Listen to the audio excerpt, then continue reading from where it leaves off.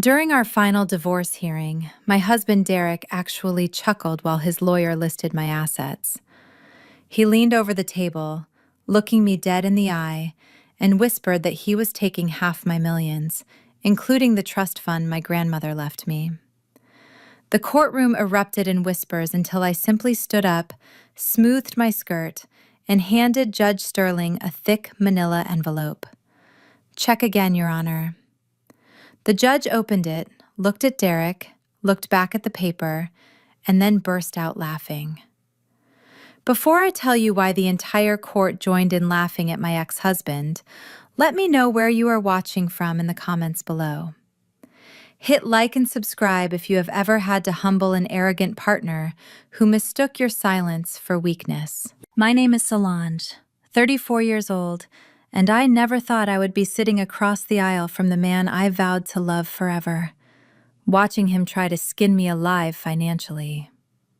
The fluorescent lights of the Manhattan family court hummed overhead, but the silence between us was louder. Derek sat there in a bespoke navy Italian suit I bought him for our 5th anniversary, whispering something to his attorney that made them both smirk. I sat alone on my side of the aisle, my hands resting calmly on my lap, clutching a single manila envelope. Mr. Vance, Derek's attorney, stood up and buttoned his jacket. He had that oily confidence of a man who thought he was fighting a helpless woman. "Your Honor, my client, Mr. Brooks, is entitled to 50% of all marital assets acquired and appreciated during the union. This includes the penthouse in Tribeca, the tech stock portfolio, and specifically 50% ownership of Solange Ventures and the Grandma's Legacy IP holdings." I felt a muscle in my jaw jump. He did not just say Nana's name. He wanted the intellectual property rights to the code my grandmother wrote in the 90s, the foundation of my entire career. The audacity was breathtaking. Judge Sterling peered over his reading glasses, looking from the lawyer to Derek. "Mr. Vance, those are significant, complex assets. Is your client asserting he contributed to their value or creation?" Derek didn't wait for his lawyer to answer. He leaned forward, flashing that charming, dimpled smile that used to melt me, but now just looked predatory. "Absolutely, Your Honor. Solange might be the face of the business, but I was the muse. I was the strategy. I sacrificed my own entrepreneurial dreams to support her. Without me, she would just be a lonely girl with a laptop. She owes me this." The room went quiet. I could feel the eyes of the stenographer on me, waiting for an outburst, waiting for the angry black woman trope to make an appearance. But I didn't give it to them. I didn't scream that Derek hadn't worked a real job in 4 years. I didn't scream that his so-called sacrifice was playing golf while I coded until 3 in the morning. I just looked at him. I looked at the man who slept in my bed and ate my food, now trying to erase my history. Judge Sterling looked skeptical, but he nodded. "The law's the law, Mr. Brooks. If you can prove marital contribution, the division stands." Derek winked at me. A literal wink, as if to say, "I got you." I gripped the envelope tighter. Inside were the documents that would turn his world upside down. But I knew I couldn't play my card just yet. I needed him to be on public record demanding exactly these assets. I needed him to be fully committed to his own destruction. As I watched his smug face, my mind drifted back to where this nightmare truly began. It wasn't in this courtroom. It started 3 weeks ago, on a night that was supposed to be a celebration of his birthday, but ended up being the night I realized I was sleeping with the enemy. 3 weeks earlier, the air in our Tribeca penthouse was thick with expensive cologne and the smooth rhythm of live jazz. I had spared no expense for Derek's 36th birthday. The catering alone cost more than most people make in a month, and the guest list was a who is who of New York's black elite. I was standing by the floor-to-ceiling windows, adjusting a floral arrangement, when the energy in the room shifted. It wasn't a subtle shift. It was the kind of cold draft that hits you right before a storm. Courtney had arrived. She breezed past the security detail I had hired, wearing a dress that was arguably inappropriate for a family gathering, and made a beeline for Derek. She was the wife of Derek's younger brother, but watching them, you would think she was the one married to him. She threw her arms around his neck, lingering a few seconds too long, before handing him a small, plainly wrapped box. I walked over, pasting my best hostess smile on my face, determined to be gracious. "Hello, Courtney," I said, reaching out to touch her arm. "I am glad you could make it. The traffic from Brooklyn can be brutal this time of day." Courtney barely glanced at me. Her blue eyes were fixed on Derek as she let out a high, tinkling laugh that grated on my nerves. "Oh, Solange, I didn't see you there. You just blend right in with the staff when you are in management mode, don't you?" She turned back to Derek, her voice dropping to that conspiratorial whisper she loved to use. "Derek, honey, open my gift. It is nothing fancy like the Rolex I am sure Solange bought you to mark her territory. It is just something from the heart." Derek opened the box. It was a batch of homemade cookies. Not just any cookies, but the specific recipe his mother used to make. He looked at them with a reverence he never showed for the investments I made in his name. Courtney smirked, tilting her head to the side. "I know Solange is too busy conquering the corporate world to bake for you, Derek.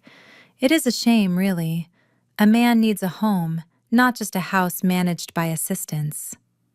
I felt the heat rise up my neck. "Excuse me?" I asked, my voice low but steady. "I take excellent care of my husband." Courtney finally looked at me, her expression dripping with fake sympathy. "Oh, I know you try, Solange, but let's be honest. You are very intense, very powerful. In my culture, we learn that a man needs a soft place to land, not another boss. Sometimes, Black women can be so intimidating that they forget how to be wives. You are lucky Derek is secure enough to handle a woman like you.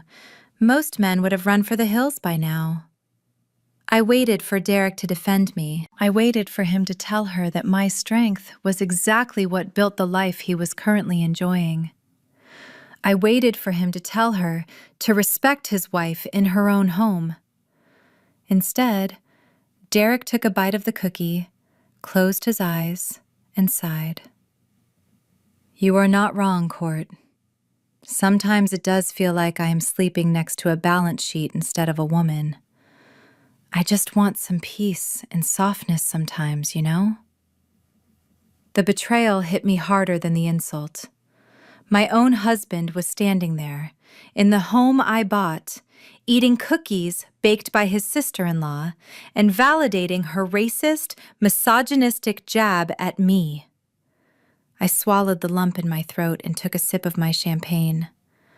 I should have thrown them both out right then, but I didn't. I let it slide, thinking I was taking the high road.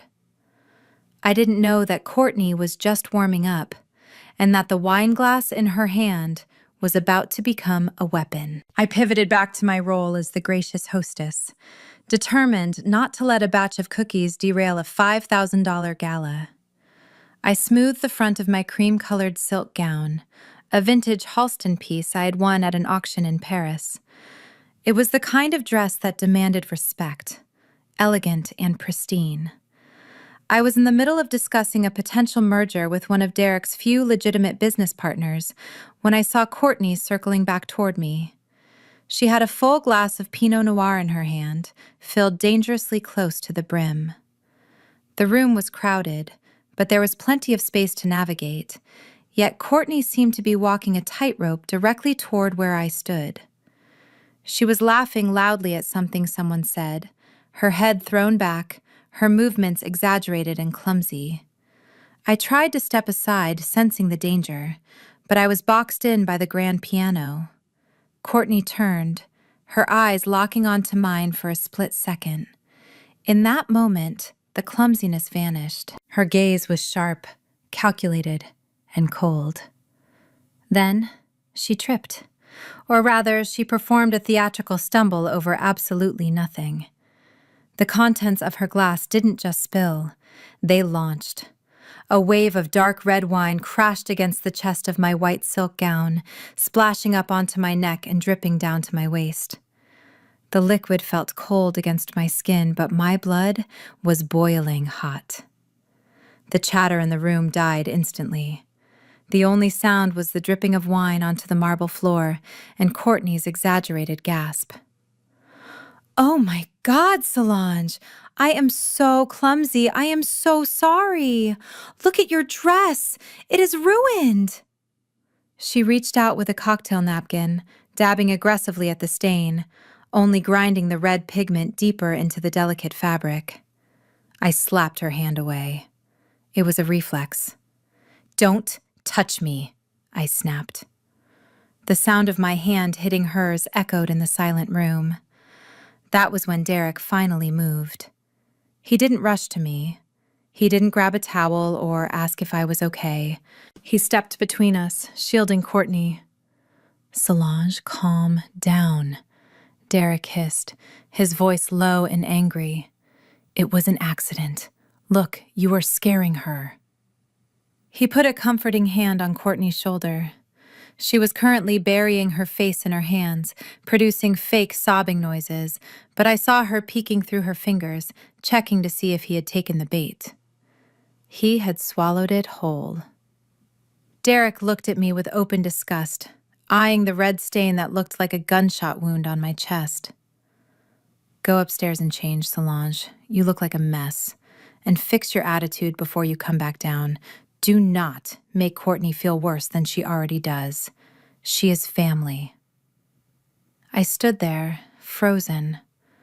My husband had just watched his sister-in-law destroy a dress worth more than his car, and his priority was her feelings. He was comforting the arsonist while watching his house burn. I looked at the guests. His mother was shaking her head at me in disappointment. His friends were smirking. In that moment, the humiliation didn't make me cry.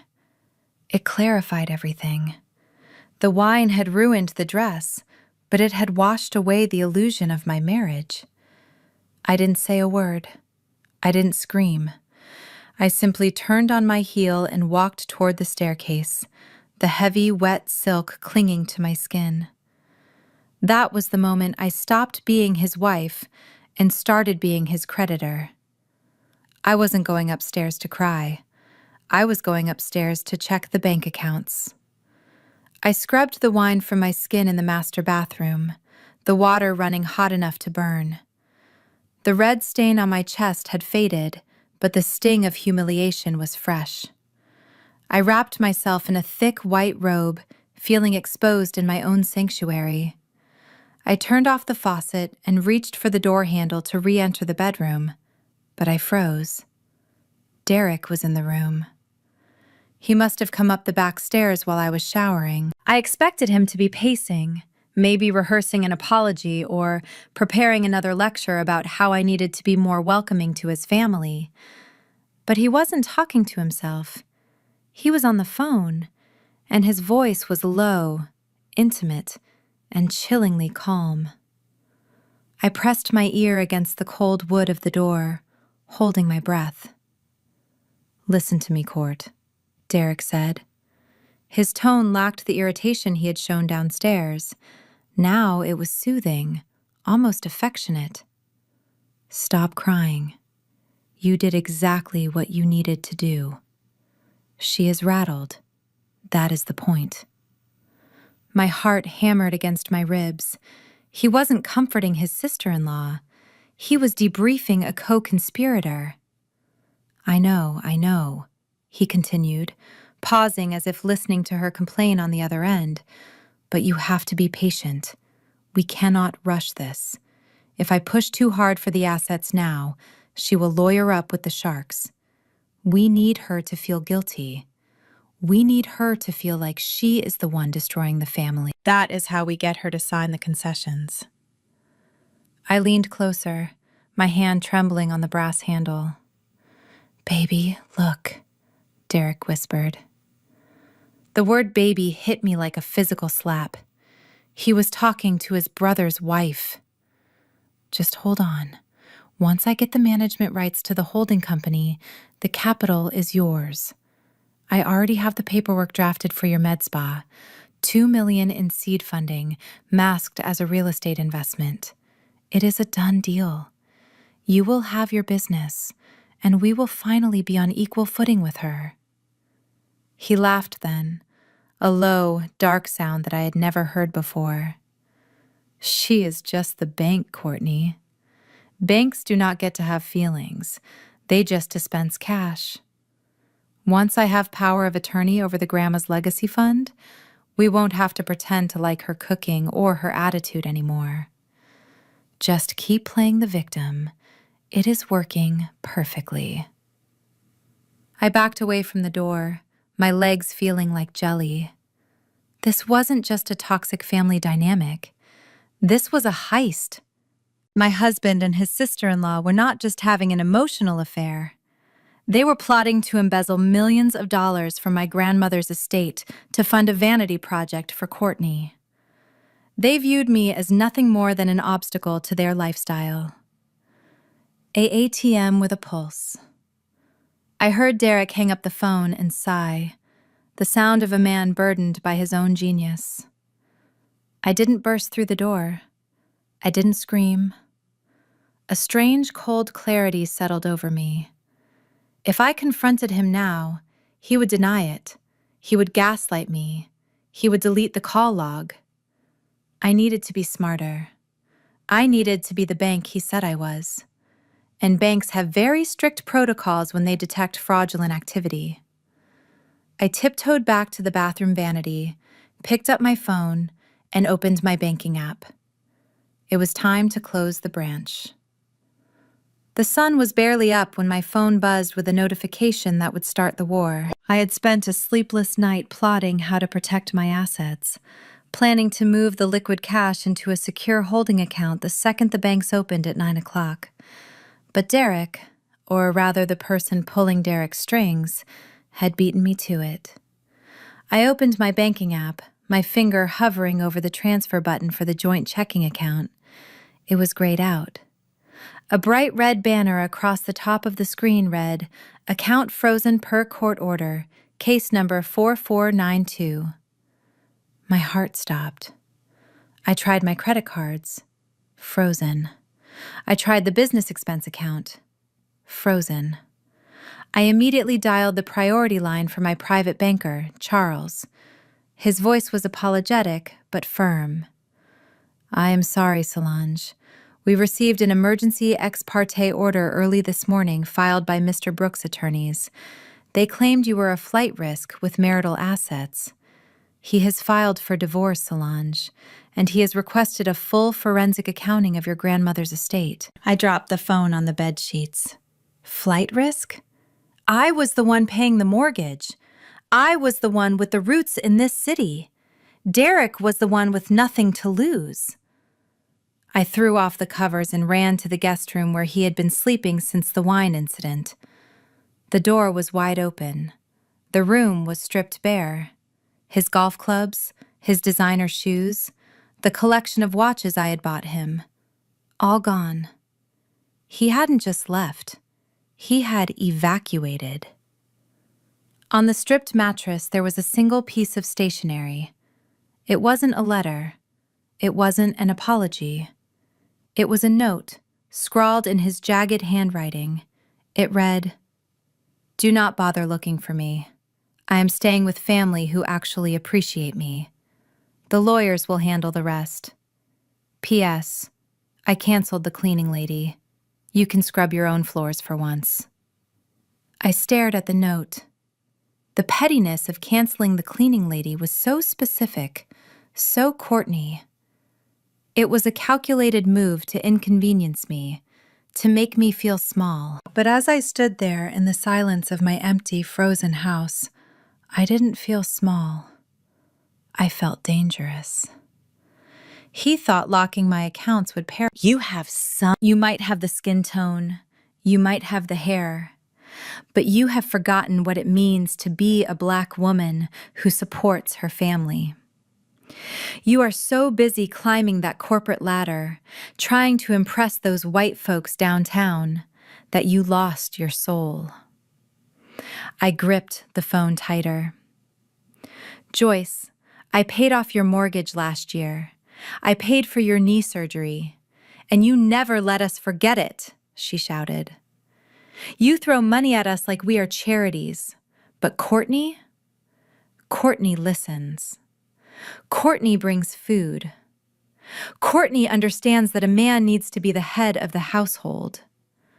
It is funny, isn't it, that a white girl understands our culture and respect better than you do. She is more of a daughter to me than you will ever be. The room spun. She was using my race, my success, and my generosity against me. She was elevating the woman who was actively destroying her son's marriage because that woman played the role of the submissive admirer, while I played the role of the equal partner. Derek is with us. I walked into the glass-walled lobby of Solange Ventures, expecting the usual hum of productivity.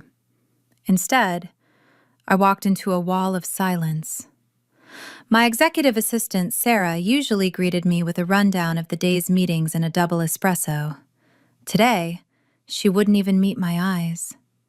She stood behind her desk, shifting her weight from foot to foot, looking like she was waiting for a bomb to go off. "Good morning, Sarah," I said, keeping my voice level despite the knot of anxiety tightening in my stomach. "Why is the office so quiet?"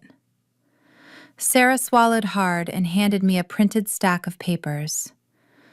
"Mr. Brooks sent an email," she whispered, "to the entire board of directors and the top 3 investors."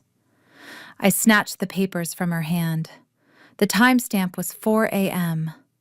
Derek had been busy while I was discovering his empty side of the closet. I scanned the text, and my blood ran cold.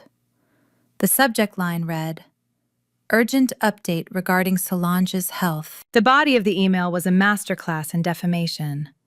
It claimed that I was suffering from a severe nervous breakdown due to marital stress.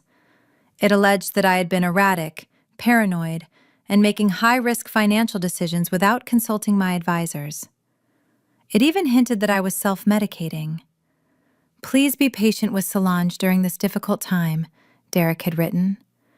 "As her husband and partner, I am stepping in to ensure stability until she gets the professional help she needs." I crumpled the paper in my fist. He wasn't just trying to take half my money. He was trying to destroy my ability to make it. By painting me as mentally unstable, he was laying the groundwork to have me removed as CEO. If I was unfit to lead, the board would vote me out. The company value would plummet, and he could swoop in as the savior, or force a liquidation sale where he would grab the cash. It was a corporate assassination disguised as spousal concern. I looked up at Sarah. "Who has replied to this?" "Everyone," she said, her voice trembling. "The chairman wants an emergency meeting at noon. The investors from Silicon Valley are asking if they need to freeze the Series B funding." I felt a tear prick the corner of my eye, but I willed it back. Derek wanted me to break down. He wanted me to storm into that boardroom screaming and crying, proving exactly what he had written in that email. If I showed an ounce of emotion, I lost. If I showed weakness, he won. I took a deep breath, smoothing the front of my blazer. "Sarah, listen to me carefully," I said, my voice dropping to a register of absolute command. "Cancel the noon meeting. Tell the chairman I will be addressing the board personally at 4 p.m. Then, get legal on the line. I want a cease and desist order for defamation of character filed within the hour. And Sarah? Yes, Solange? Revoke Derek's security clearance. Wipe his access to the building, the servers, and the coffee machine. If he steps foot in this lobby, I want security to escort him out like a trespasser. He wants to play dirty? Fine. But he forgot that while he was playing golf, I was building an empire. And empires don't fall because of one angry ex-husband. I walked into my office and slammed the door. The time for grieving my marriage was over. I wasn't fighting for love anymore. I was fighting for my life's work. And unlike Derek, I actually read the contracts. I sat down at my desk and pulled out the original incorporation papers for Solange Ventures. There, in the fine print of the bylaws, was a clause I had inserted 5 years ago. A clause Derek never bothered to read because he was too busy looking at himself in the mirror. It was time to remind him who actually owned the throne. I sat across from Mr. Roth in my office with the blinds drawn. Roth wasn't just a private investigator. He was a forensic accountant who specialized in unraveling corporate fraud. He didn't offer me tissues or sympathy. He offered me a spreadsheet. He slid a black folder across the mahogany desk and pointed to a highlighted row. Here is your smoking gun, Solange. The $200,000 Derek withdrew wasn't cash. It was a wire transfer to a limited liability company registered in Delaware called Serenity Holdings, LLC. I frowned, staring at the name. Serenity Holdings. It sounded like a retirement home or a yoga studio. I have never heard of this company, I said. Is it an offshore account? Is he hiding the money in the Caymans? Roth shook his head and flipped the page. No, it is domestic, and it was established only 3 months ago. I pulled the articles of incorporation. The registered agent is a lawyer, which is standard to hide the owner's identity, but they made a sloppy mistake. The mailing address for the company's bank statements is a residential address in Brooklyn. I looked at the address he was pointing to, and the air left my lungs. 412 Maple Street, apartment 4B. That was Courtney's apartment. Roth continued, his voice clinical and cold. Serenity Holdings isn't an investment firm, Solange. It is a shell company. And the sole signatory on the bank account is Courtney Miller. Your husband didn't steal your money to gamble or buy a sports car. He wired $200,000 of marital assets directly to his sister-in-law. I felt a wave of nausea, but I forced it down. The pieces of the puzzle were slamming into place. The late-night phone calls, the way Courtney suddenly could afford designer handbags, the whispers about her opening a luxury medical spa. Derek wasn't just having an affair or being a bad husband. He was an embezzler. He was funneling my hard-earned wealth into a new life with Courtney, using a shell company to make it look like a legitimate business loss. Roth, I said, my voice shaking with suppressed rage. What did they do with the money? Is it still in the account? Roth sighed and opened the final page of the report. Most of it is gone. They spent $80,000 on lease payments for a commercial space in Soho. Another $50,000 went to a medical equipment supplier for laser machines. And the rest... He paused, looking at me with a rare flicker of pity. The rest was spent on personal expenses. First-class tickets to Miami, hotel bookings, dinners. I stared at the list of transactions. They had gone on a vacation together last month. Derek told me he was at a golf retreat in Florida. Courtney told the family she was visiting a sick aunt. They were together. using my money to fund their romantic getaway while I was at home working to put more money into the account they were draining. "Thank you, Mr. Roth," I said, closing the folder. I stood up and walked to the window, looking out at the city skyline. I didn't feel the heartbreak anymore. That part of me had died the moment I saw Courtney's address. Now, I only felt the cold, hard resolve of a CEO facing a hostile takeover. They thought they were clever with their shell company and their secret transfers, but they forgot one thing. I know how to audit a fraudulent business, and I was about to pay Serenity Holdings a personal visit.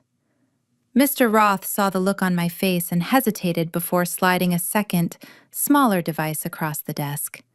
It was a tablet, glowing with the interface of a cloned cloud account. While the bank statements showed me the theft, this device held the motive. It contained the complete download of Derek's text messages and direct messages with Courtney over the last 6 months. I picked it up, my fingers feeling heavy, expecting to see sexting or nude photos. I was prepared for the physical betrayal. I was not prepared for the psychological dissection of my soul. I started scrolling. The conversation wasn't a passionate affair of two people caught up in lust. It was a business meeting between two parasites discussing their host. I read a message from Derek dated 3 months ago, the night I received my 40 Under 40 award. While I was on stage giving a speech thanking him for his support, he was texting her from the audience. Derek wrote, "She is going on and on about legacy. It is embarrassing. She actually thinks she is special because she got lucky with her grandmother's code." Courtney replied instantly, "Let her have her moment, baby. The higher she climbs, the more she is worth when we cash out. Just keep smiling and holding her purse. Remember, she isn't a wife. She is just our ATM." I stopped breathing. The words blurred on the screen. She is just our ATM. They didn't just steal from me. They dehumanized me. To them, my intellect, my drive, and my love were nothing more than mechanisms to dispense currency. I scrolled further, finding a thread where they mocked my grandmother, the woman who raised me. Derek wrote, "She wants to visit the cemetery again this weekend. I hate pretending to care about that old woman." Courtney replied, "That old woman is funding my spa. Go place some flowers and squeeze out a tear. We need that trust fund access." This was worse than finding lipstick on a collar. This was a systematic dismantling of my reality. Every kind word Derek had said to me in the last year was a lie, calculated to keep the pin code to my life active. They dissected my insecurities, mocked my features, and planned their future empire on the ashes of mine. They called themselves the visionaries, and me, the labor. I set the tablet down gently on the mahogany desk, afraid that if I held it any longer, I would crush it. The sadness that had been lingering in the back of my throat evaporated instantly, replaced by a cold, metallic taste. Rage. Pure, unadulterated rage. But it wasn't the hot, messy rage that leads to screaming matches. It was the cold, precision rage of a sniper. Roth watched me carefully. "Do you want me to print these for the divorce attorney?" he asked. "No," I said, standing up and smoothing my skirt. "Keep them safe. The lawyers will get them eventually, but right now, I need to go see an investment. After all, if I am the ATM that funded Serenity Holdings, I think I have the right to inspect the merchandise." I grabbed my purse and walked out of the office. I wasn't going home to cry. I was going to 412 Maple Street. I was going to Courtney's spa. And I was going to bring the kind of storm that no umbrella could protect them from. The address Mr. Roth gave me led to a prime retail space in Soho, the kind of real estate that costs $10,000 a month just to keep the lights on. The sign above the door read, Lumina Med Spa, in elegant gold lettering. I stood on the sidewalk for a moment, just breathing. That gold lettering was paid for with the bonus I earned from the IPO launch last year. The marble floors I could see through the window were funded by the dividends of my grandmother's trust. I wasn't looking at a business. I was looking at a crime scene decorated with orchids and essential oils. I pushed open the heavy glass door. The air inside smelled of lavender and money. Courtney was standing behind the reception desk, laughing with a young receptionist. She was wearing a white lab coat, which was hilarious considering her only medical qualification was watching Grey's Anatomy. When the door chimed, she looked up, her smile bright and practiced. That smile vanished the second she saw me. Solange, she stammered, her hand instinctively going to her throat. What are you doing here? I walked up to the desk, my heels clicking sharply on the tile. I am just admiring the decor, Courtney. I particularly like the Italian marble. It looks very similar to the countertops I wanted for my kitchen before Derek told me we couldn't afford them. Courtney's eyes darted around the room. There were 2 clients sitting in the waiting area sipping cucumber water. She lowered her voice, leaning over the counter. You need to leave. This is a place of business. You are making a scene. I haven't raised my voice, Courtney, I said calmly. I am just a silent investor checking on her portfolio. Since Serenity Holdings funded this entire operation, and I funded Serenity Holdings, I believe that makes me the majority shareholder. Courtney's face turned a blotchy red. She didn't try to defend herself. She didn't apologize. Instead, she did exactly what she did at the party. She weaponized her victimhood. She stepped back, knocking a stack of brochures to the floor with a loud crash, and started shouting, Please leave me alone! Someone call security! She is threatening me! The clients in the waiting area gasped. The receptionist looked terrified and reached for the panic button under the desk.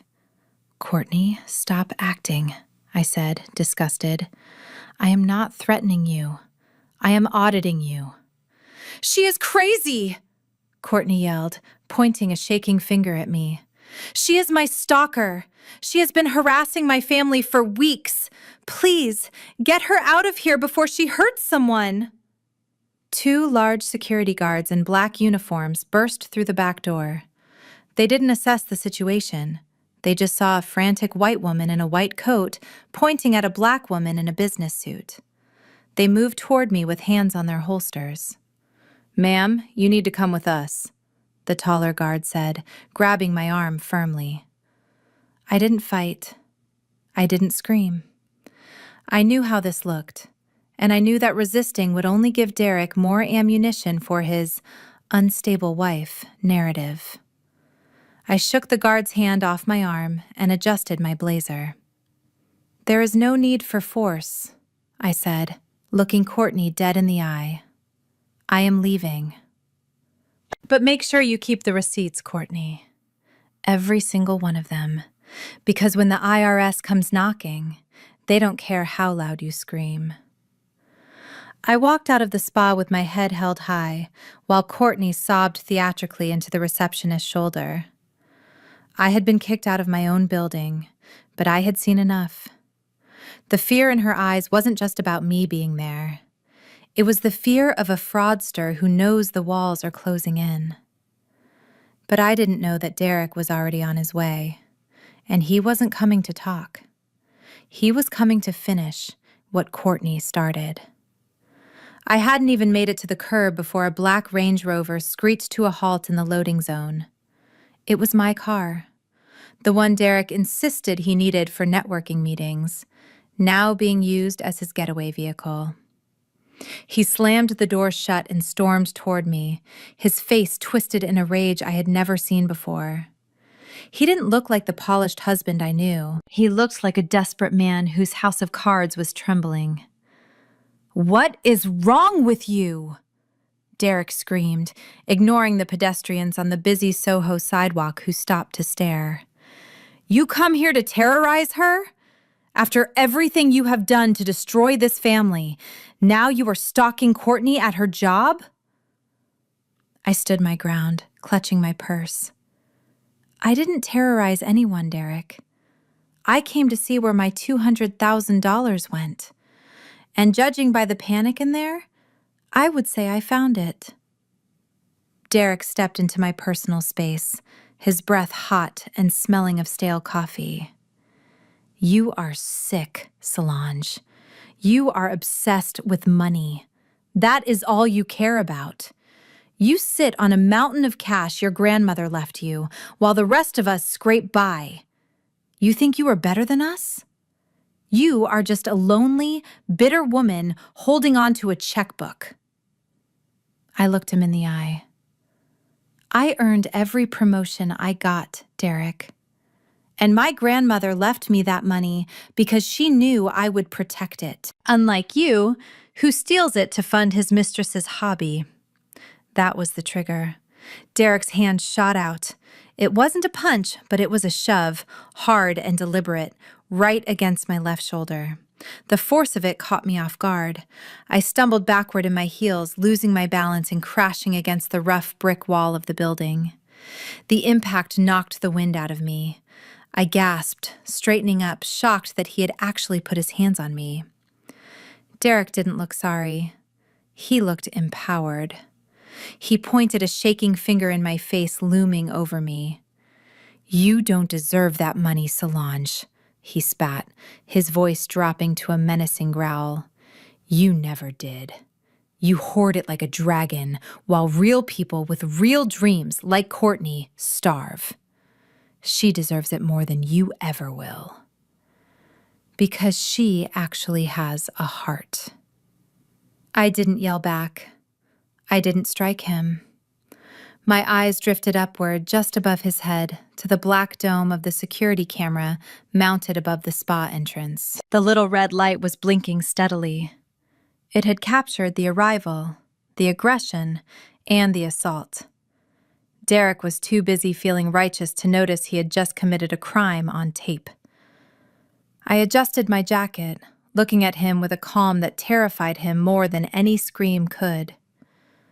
"You are right, Derek," I said softly. "I don't deserve this." I walked away toward the subway station, leaving him standing there, chest heaving, thinking he had won the argument. He had no idea that he had just handed me the leverage to strip him of everything. I wasn't going to call the police yet. I was going to save that footage for a much bigger audience.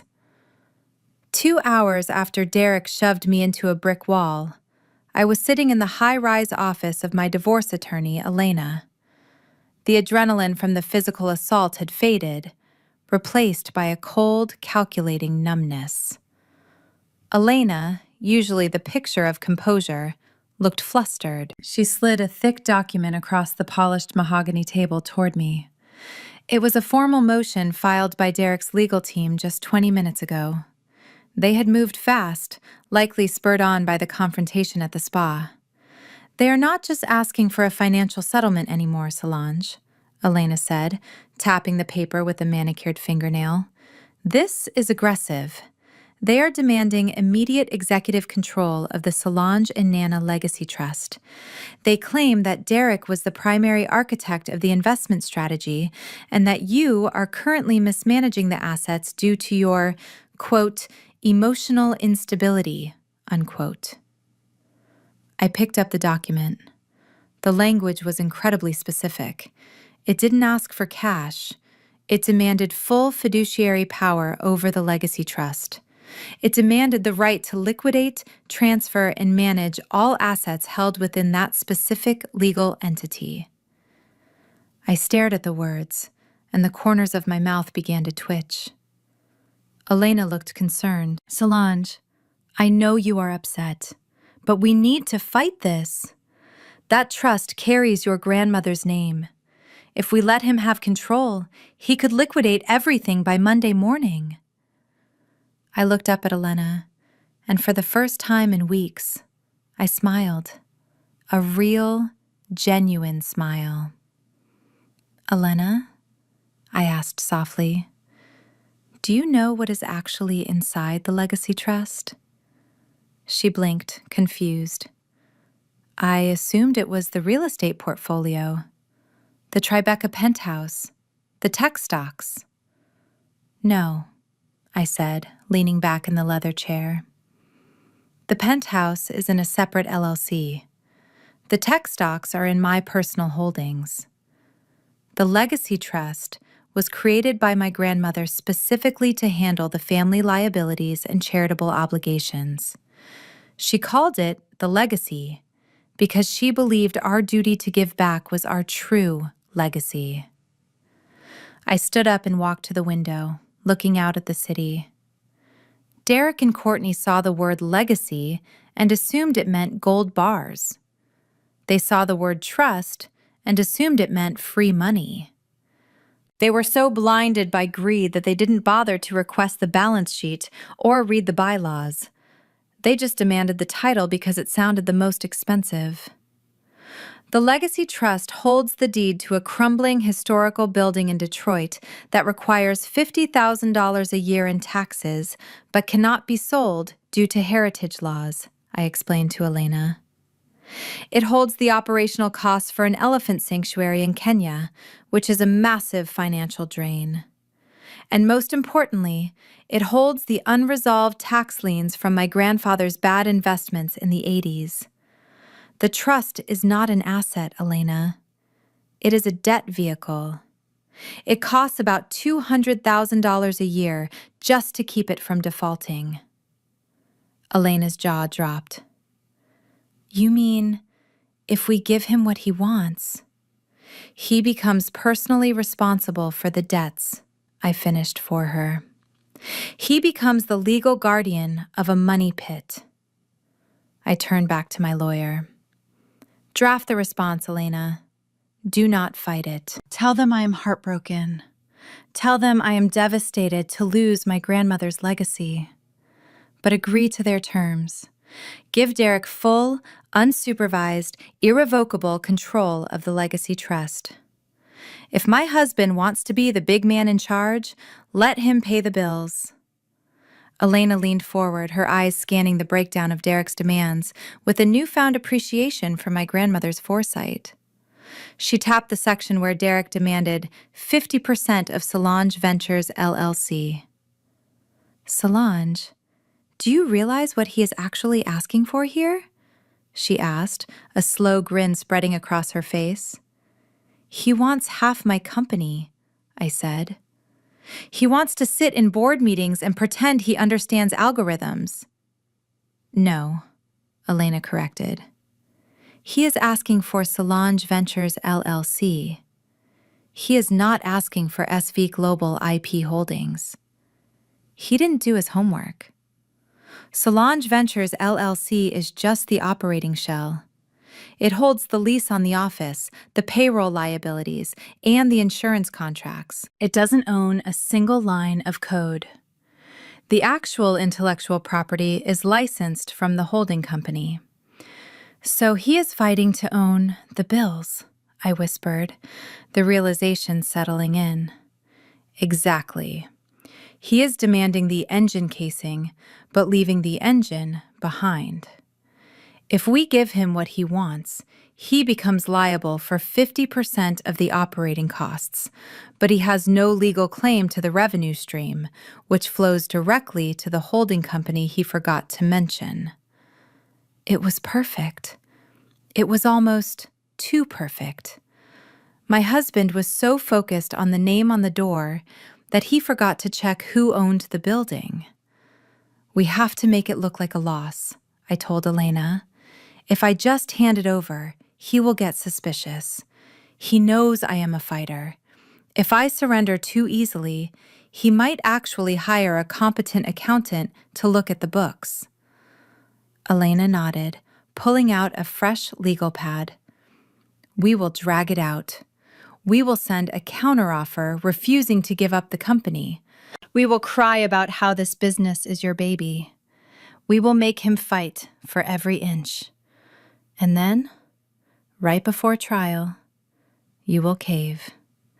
You will give him exactly what he asked for, and he will think he conquered the world. Draft the letter, I said, standing up. Make it sound desperate. Make it sound like he is tearing my heart out. I want him to feel powerful. I want him to feel so secure in his victory that he stops looking for the trap doors. As I left Elena's office, the heavy weight in my chest had lightened. I wasn't a victim anymore. I was a spider, and Derek had just flown right into the center of the web. But the war wasn't over. I knew that, before I could snap the trap shut, I had to endure one more wave of attacks, and right on cue, my phone buzzed. It wasn't Derek. It was his mother. And she wasn't asking for a truce. She was coming for the house. The plan was in motion, but I hadn't accounted for the audacity of Joyce Brooks. I was in the living room of my penthouse, packing a few boxes to sell the narrative that I was liquidating assets, when the private elevator chimed. I hadn't authorized any guests, which meant someone had used an emergency key. The doors slid open, and there stood my mother-in-law, flanked by two movers carrying fabric swatches. She didn't knock. She didn't say hello. She just walked in, looked at my packing boxes, and clapped her hands together. "Good, you are already packing," Joyce said, stepping over a box of books. "That saves us some time. The movers will need this room cleared by Tuesday. Derek needs a calm environment to heal." I stood up slowly, a porcelain vase in my hand. "Excuse me, Joyce. Derek is not coming back here. This is my apartment. My name is on the deed." Joyce waved her hand dismissively, pulling a tape measure from her purse. "Oh, Solange, don't be tedious. My poor son is suffering from severe anxiety because of your bullying. The lawyers are already drafting the motion for him to have exclusive use of the marital residence during the proceedings. Since you are the cause of his stress, it is only right that you leave." She walked over to the floor-to-ceiling windows, measuring the width of the glass. "These drapes have to go," she muttered to herself. "Too dark. Derek needs light. Maybe a nice cream linen." I watched her, stunned by the sheer entitlement. She wasn't just kicking me out. She was redecorating. She was erasing me from my own home before a judge had even ruled. "You cannot be serious," I said, my voice trembling with a mix of rage and disbelief. "You think you can just walk in here and measure for curtains while I am still living here?" Joyce turned on her heel, her face hardening. "You are lucky we are letting you pack your clothes, Solange. After the way you humiliated Courtney, you deserve to be thrown out on the street. But we are a Christian family. We are giving you 3 days. Derek is coming home on Wednesday, and he doesn't want to see your face or your tacky art collection." She gestured to the movers, who looked uncomfortable but started moving toward my sofa. "Put that down!" I shouted, the sound echoing off the high ceilings. Joyce stepped into my personal space, her eyes narrowing. "Don't you dare raise your voice at me. You are a guest in this family now, Solange. A temporary, unwanted guest. You lost your husband because you were too cold to keep him. Now be a good girl, finish packing your boxes, and get out before I have security remove you." I looked at her, really looked at her. I saw the greed in her eyes, the same greed I saw in Derek. They didn't want my home because they needed shelter. They wanted it because it was a trophy. They wanted to conquer me. I took a deep breath, forcing the tears back. I needed to maintain the ruse. I needed them to believe I was broken. "Fine," I whispered, looking down at the floor. "I will be gone by Wednesday." Joyce smiled, a triumphant, predatory smile. "I knew you would see reason. Now move that box. You are blocking the flow of the room." I picked up the box, my knuckles white. Let her measure the windows. Let her pick out the cream linens. She didn't know that by the time Derek moved back in, this apartment wouldn't be a sanctuary. It would be a foreclosure site. And those new curtains? They would look great when the bank auctioned them off. I sat on the edge of the stiff hotel bed at the Four Seasons, the blue light of my iPad illuminating the dark room. I had been kicked out of my own penthouse. But Derek wasn't satisfied with just taking my home. He wanted my reputation, too. On the screen, a popular social media relationship guru was hosting a live stream titled "The Silent Struggle of Men," and the guest of honor was my husband. Derek looked nothing like the arrogant man who had shoved me into a wall outside the spa. He was wearing a wrinkled gray t-shirt. His hair was unkempt, and he had dark circles under his eyes that I suspected were makeup. He looked broken. He looked like a victim. Beside him sat Courtney, holding his hand, looking at him with the adoration of a saint protecting a martyr. "I never wanted to take this public," Derek said, his voice cracking perfectly on cue. "I am a private man, but I cannot sit back and let Solange spin this narrative that I am some kind of gold digger. I built Solange Ventures. I stayed up late nights writing the business plans while she slept. I sacrificed my own career as a pro golfer to be her rock. And how does she repay me? By freezing me out. By cutting off access to the very money I helped earn." The host nodded sympathetically. "So you are saying this is financial abuse?" "It is absolutely financial abuse," Courtney chimed in, squeezing Derek's hand. "Solange has always been controlling. She uses her wealth to silence people. We are just worried about her mental state. She has been acting so erratic lately, attacking me at my workplace, screaming at his mother. We think she is having a breakdown, and she is taking it out on Derek." I watched the comment section scroll by at lightning speed. It was a massacre. People who didn't know me, people who had never seen the contracts or the late nights I pulled, were tearing me apart. "She sounds toxic," one user wrote. Another commented, "This is why high-value men should avoid career women. She thinks she is a man." My chest tightened. They were winning the court of public opinion. They were painting me as the angry, unstable Black woman who emasculated her supportive husband. For a moment, I wanted to throw the iPad against the wall.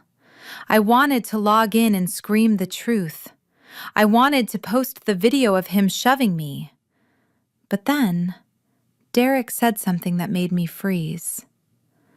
"I just want what is fair," Derek said, looking directly into the camera. "I want control of the legacy trust because I am the only one who knows how to manage those assets properly.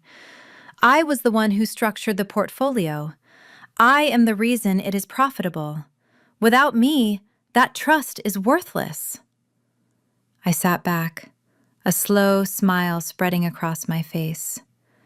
He had just admitted, on a live broadcast with 50,000 witnesses, that he was the architect of the Legacy Trust. He claimed full responsibility for its structure. He claimed he knew exactly what was inside it. I picked up my phone and called Elena. "Did you see it?" I asked. "I saw it," Elena replied, her voice sounding giddy. "He just waived his right to claim ignorance. If he says he built the trust, he owns the debts inside the trust. Let the internet hate me for a few more days, I told her, because when the dust settles, Derek is going to wish he had stayed offline. He just auditioned for the role of his life, and I am going to make sure he gets the part. Specifically, the part where he pays the bill. I stared at my reflection in the hotel bathroom mirror. I looked too composed. I looked too strong. If I wanted to sell this lie, I needed to sound like the broken woman Derek had painted me to be on his live stream. I pinched the bridge of my nose hard until my eyes watered, and I let out a shaky breath, intentionally hyperventilating just enough to make my voice thin and brittle. I dialed his number. He answered on the second ring, and I could hear the clinking of silverware in the background. He was out to dinner, probably celebrating his victory before it even happened. "What do you want, Solange?" Derek answered, his voice loud and performative. I assume he was putting me on speakerphone so his audience could hear my defeat. "I am done, Derek," I whispered, letting a sob catch in my throat. "I cannot do this anymore. The comments online, the reporters calling my phone. You win. I just want it to stop." There was a pause and then a smug chuckle. "I told you, Solange. I told you that you couldn't handle the real world without me. You pushed me too far, and now you are paying the price." "I know," I said, forcing the words out through gritted teeth. "I spoke to Elena. I told her to draft the settlement giving you full control of the Legacy Trust and the managing interest in Solange Ventures LLC. I am not going to fight you in court. I just want peace." "Excellent," Derek said. His voice was dripping with satisfaction. "That is the first smart business decision you have made in years. Have the papers ready by tomorrow morning. Courtney and I will come by to sign them." "Wait, Derek," I pleaded, playing my final card. "There is just one thing, please." "The Mercedes G-Wagon. I bought that with my first bonus check before we got married. It means everything to me. Please, just let me keep the car. I will give you everything else, but don't take my car." I held my breath. This was the most important part of the trap. If I gave him everything without asking for a crumb, he might get suspicious. By begging for a car, I validated his ego. I made him feel like a benevolent king granting a mercy to a peasant. Derek laughed, a cruel, barking sound. "You want the car? That is what you are worried about? You are losing an empire and you are crying about a used Mercedes? Fine, keep the damn car. Consider it a parting gift. I will be driving much better things soon anyway." "Thank you," I whispered. "Thank you, Derek." He hung up without saying goodbye. I stared at the phone for a second, then lowered it to the bedspread. I wiped the fake tears from my eyes and stood up straight. My posture returned to its usual confidence. He thought he had stripped me of my dignity. He didn't realize that I had just traded a $60,000 car for a $5 million debt. He was so busy celebrating his victory over my vehicle that he forgot to check the mileage on the company he just stole. I walked over to the minibar and opened a sparkling water. The performance was over. Tomorrow, the trap would snap shut. The conference room at the law firm was cold, sterile, and smelled faintly of lemon polish and shark skin. I sat on one side of the long glass table, flanked only by Elena. On the other side sat Derek, his attorney Mr. Vance, and incredibly, Courtney. She wasn't a party to this lawsuit. She wasn't a lawyer, yet there she was, sitting right next to Derek, holding a red pen like a teacher ready to grade a failing paper. Mr. Vance cleared his throat, looking uncomfortable with Courtney's presence. He slid the settlement agreement across the table. As discussed, Miss Brooks agrees to transfer full executive control of the Legacy Trust to Mr. Brooks. In exchange, she retains her personal vehicle and personal effects. I kept my head down, staring at my hands, playing the part of the defeated wife. I just want this over with, I whispered, keeping my voice small. Courtney reached out and snatched the document before Derek could even pick up a pen. She flipped through the pages aggressively, her eyes scanning the asset list. She didn't understand half the legal jargon, but she was looking for key words. Suddenly, her finger jabbed onto page 4. "Wait a minute," she said, her voice shrill in the quiet room. "What is this? Solange Ventures AI proprietary code. Why isn't this checked off?" Mr. Vance sighed. "Mrs. Miller, that is intellectual property currently in development. It is difficult to value, and Solange's team argued it is personal work product." "Personal work product?" Courtney scoffed. She turned to Derek. "Baby, this is that software she is always bragging about, the one she says is going to revolutionize the market. If she wants to keep it, that means it is worth millions. We want it." I looked up, letting a flash of panic cross my face. "No, please. That code isn't finished. It is just a prototype. It is not generating revenue yet. If you take that, I have nothing left to rebuild with." Derek saw my panic, and his eyes lit up. It was the reaction he was waiting for. He leaned back, crossing his arms, feeling like a master strategist. "Courtney is right," Derek said, smirking. "You are trying to hide the golden goose, Solange. We want the copyright. We want the source code. And we want the exclusive management rights to the development team." Elena, playing her part perfectly, slammed her hand on the table. "This is extortion. You are already taking the trust and the operating company. You cannot strip her of her intellectual property, too. That is her mind. You cannot own her mind." "Watch me," Derek said coldly. "Add it to the list, Vance. The AI software and all associated liabilities and assets. Or we go to trial, and I drag this out for 3 years." Mr. Vance looked at Derek. "Mr. Brooks, I strongly advise we get an independent valuation before acquiring development assets. Sometimes these things carry hidden overhead costs." "I don't need a valuation," Derek snapped, looking at me with pure contempt. "I know my wife. She only fights for things that make money. If she is fighting for this code, it is because she plans to sell it next week. Put it in the contract." I slumped back in my chair, burying my face in my hands to hide the fact that I wasn't crying. I was calculating. They had just demanded the management rights to a software project that was currently bleeding $40,000 a month in server costs and had 0 customers. They thought they were stealing the future. In reality, they were stealing a burning building. "Fine," I whispered, my voice trembling. "Take it. Take the AI. Take the trust. Just let me sign and leave." Courtney grinned, handing the red pen to Derek. "Sign it, baby.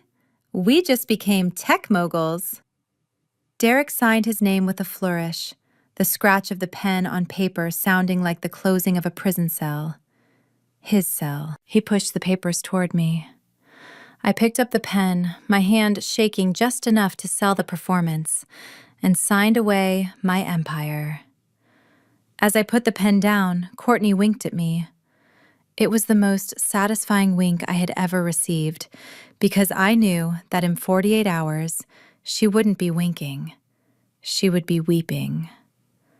Courtney wasn't done.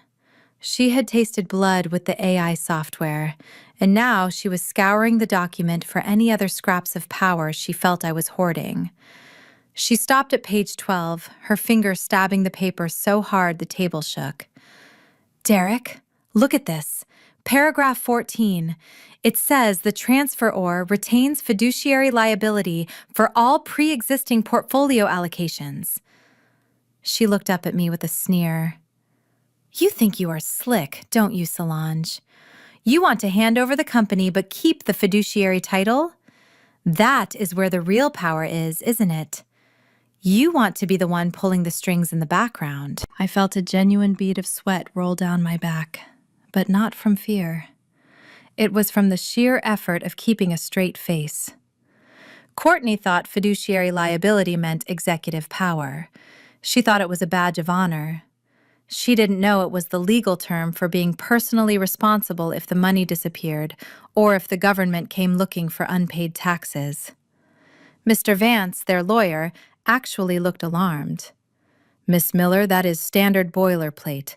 Fiduciary liability isn't a benefit. It is a risk. It means if the trust was mismanaged in the past, the person holding that title is personally on the hook for the damages. You do not want that. Derek slammed his hand on the table, silencing his own attorney. Stop trying to protect her, Vance! Look at her face! Look at how relieved she looks that you are telling me to say no. He pointed at me. I was doing my best to look guilty, biting my lip and looking away. She wants to keep the liability because she knows that is how she controls the narrative, Derek shouted. She thinks I am too stupid to handle the responsibility. She thinks I will crash the ship, so she wants to keep her hand on the wheel. No, Derek, I said, my voice barely a whisper. Mr. Vance is right. It is a burden. You don't want the liability. If the IRS audits the legacy years, it is a nightmare. Please, let me keep that burden. It is the least I can do. Courtney laughed, a sharp, barking sound. Oh, please. You are such a martyr. You just don't want Derek to have full authority. We want it all, Solange.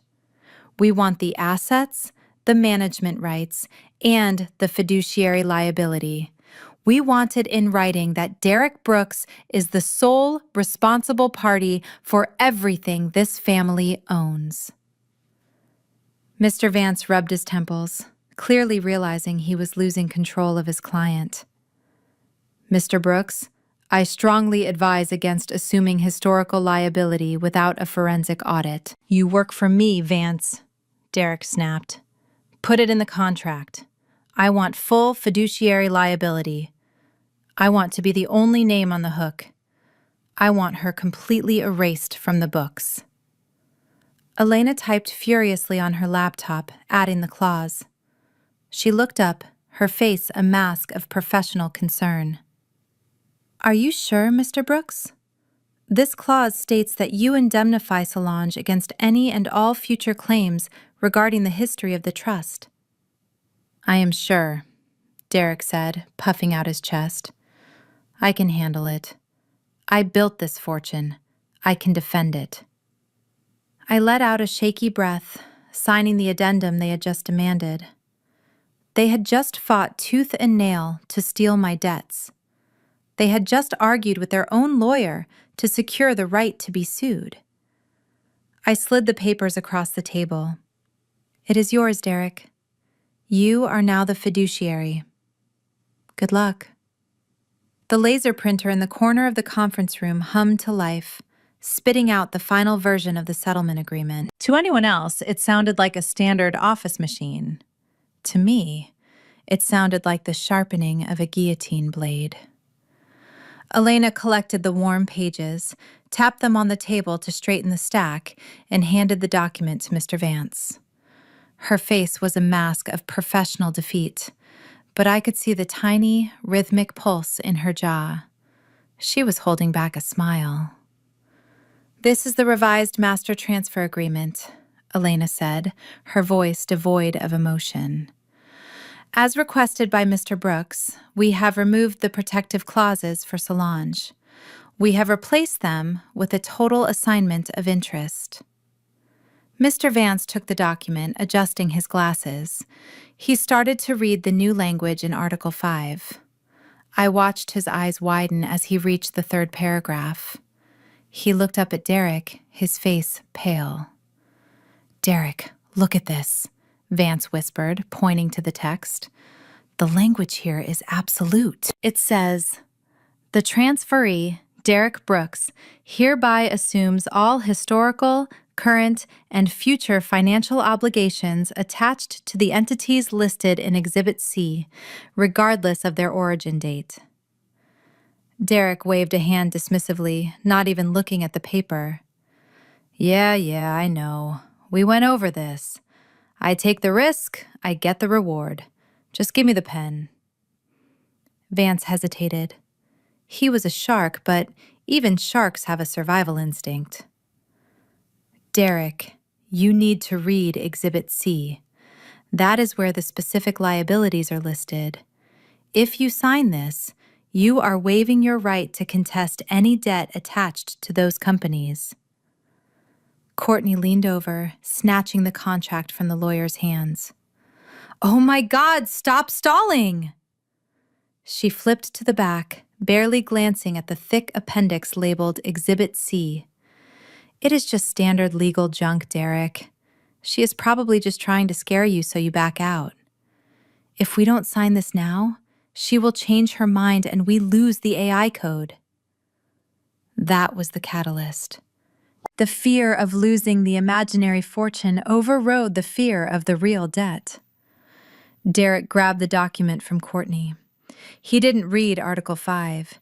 He didn't look at Exhibit C, which clearly listed the $4 million in tax liens and the operational deficits of the animal sanctuary. He just flipped to the signature line. "You are right, Court," Derek said. He looked at me, his eyes full of arrogant pity. "You had your chance to run this family, Solange. Now it is my turn." He signed his name with a heavy, aggressive hand. The scratch of the pen against the paper was loud in the silent room. He pressed down so hard he almost tore the page. Next to his signature, he checked the box labeled Sole Fiduciary. "There," he said, tossing the pen onto the table. "It is done. I own it all." Elena took the document back, checking the signature to ensure it was valid. She closed the folder with a soft snap. "Thank you, Mr. Brooks. We will file this with the court immediately for the judge's final seal tomorrow morning." Derek stood up, buttoning his suit jacket. He looked like a man who had just won the lottery. In reality, he was a man who had just volunteered to jump on a grenade. He offered his hand to me, a final gesture of condescension. "No hard feelings, Solange. It is just business." I looked at his hand, then at his face. I didn't shake it. I stood up, smoothing my skirt. "You are absolutely right, Derek," I said. "It is just business. And you should always read the fine print." I walked out of the conference room before I started laughing. The contract was signed. The trap was armed. All that was left now was for the judge to pull the trigger. The ink on the settlement agreement was barely dry before the notifications started rolling in.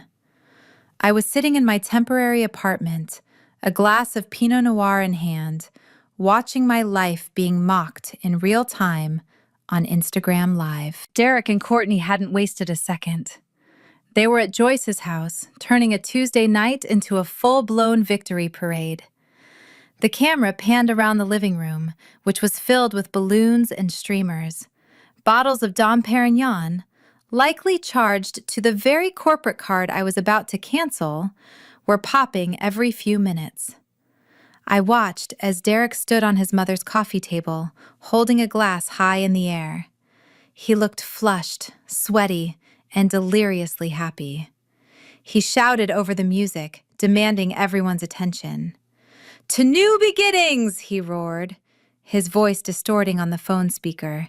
"And to Solange, for finally realizing that you cannot beat a man who knows his worth." She folded like a cheap lawn chair, everyone. She gave us everything. The company, the trust, the future. The room erupted in cheers. I saw Joyce hugging him, wiping tears from her eyes. "I am so proud of you, son," she yelled. "You took back what belongs to this family." You showed her who the real boss is. Then the camera swung to Courtney. She was wearing my diamond tennis bracelet, the one Derek had stolen from the safe before he left. She held her wrist up to the lens, winking. She thought she could keep the AI code to herself, Courtney laughed, leaning into Derek. But we got it. We are the tech moguls now. Solange is probably crying in her car right now, realizing she just signed away $1 billion idea. I didn't cry. I zoomed in on the video. I looked at the timestamp. It was 9 p.m. In exactly 12 hours, the court would open, and the transfer of liability would become official. They were celebrating the acquisition of a sinking ship. They were dancing on the deck of the Titanic, convinced they had just bought the ocean. I listened to them dissect my character. Derek told a story about how I used to nag him about reading contracts, mimicking my voice in a high, shrill tone. Everyone laughed. He called me uptight. He called me boring. He said I lacked vision. It was fascinating to watch. Usually, revenge is a dish best served cold, but this felt different. This was watching a suicide in slow motion.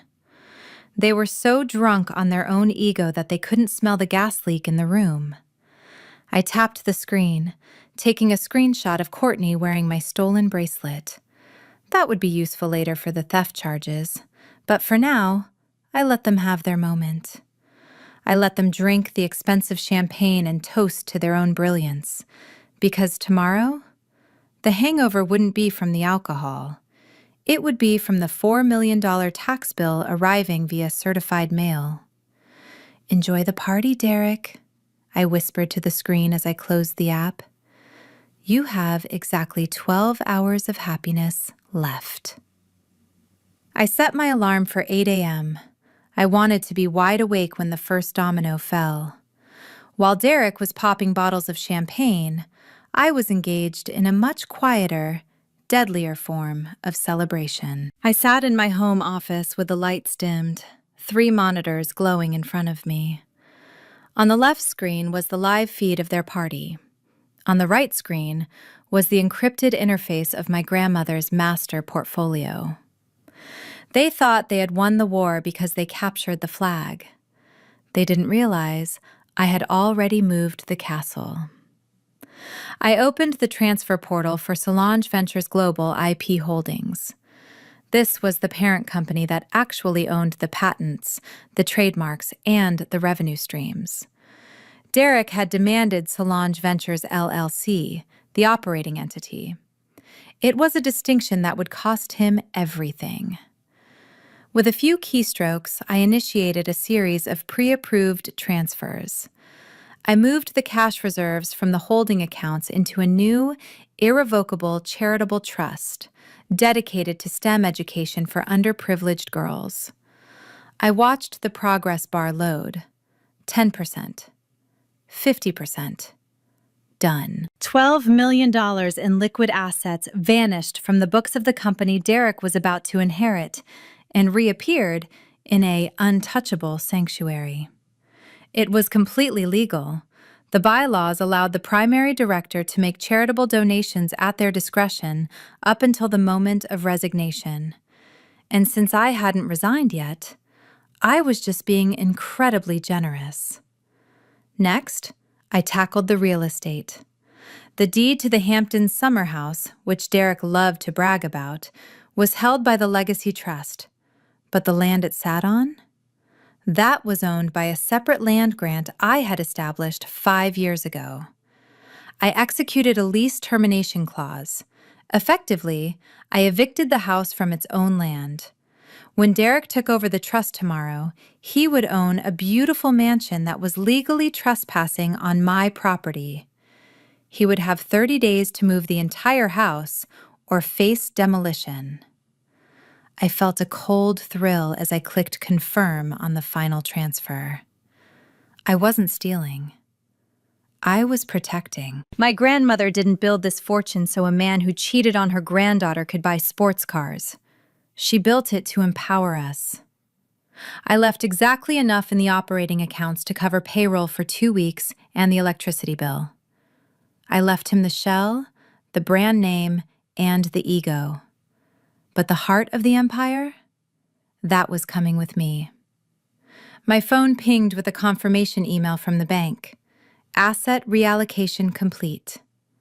I leaned back in my chair, stretching my arms overhead. On the left monitor, Derek was doing a shot of tequila, laughing with his arm around Courtney. He looked so happy. He had no idea that he was currently the proud owner of a hollowed-out pumpkin. I closed the laptop, took a sip of my wine, and whispered into the quiet room. Checkmate, Derek. You just bought the most expensive nothing in history. I kept the audio feed running long after the last guest had stumbled out of my mother-in-law's house. The celebration was over, and the silence of the aftermath was where the truth usually lived. On my screen, I saw Derek sitting by the fire pit in the backyard, holding the signed contract in one hand and a half-empty bottle of beer in the other. He wasn't cheering anymore. He was staring at the paper with a furrowed brow, the alcohol wearing off just enough to let a sliver of instinct creep in. Courtney walked out to join him, wrapping a shawl around her shoulders.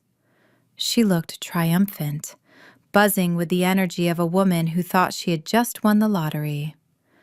She sat down next to him, resting her head on his shoulder.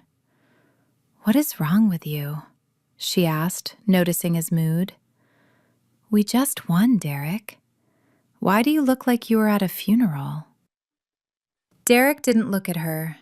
He kept his eyes on the signature line. "It was too easy, Court. That is what is bothering me. Solange does not just give up. She fights over the thermostat setting. She fights over the color of the throw pillows. Why would she hand over a multi-million-dollar portfolio without screaming? Why did she only care about that stupid car?" I leaned in closer to my speaker, holding my breath. This was the dangerous moment. If Derek pulled the thread of his suspicion, the whole tapestry would unravel. He might actually call a lawyer who wasn't on his payroll. He might check the county clerk records for the land deeds.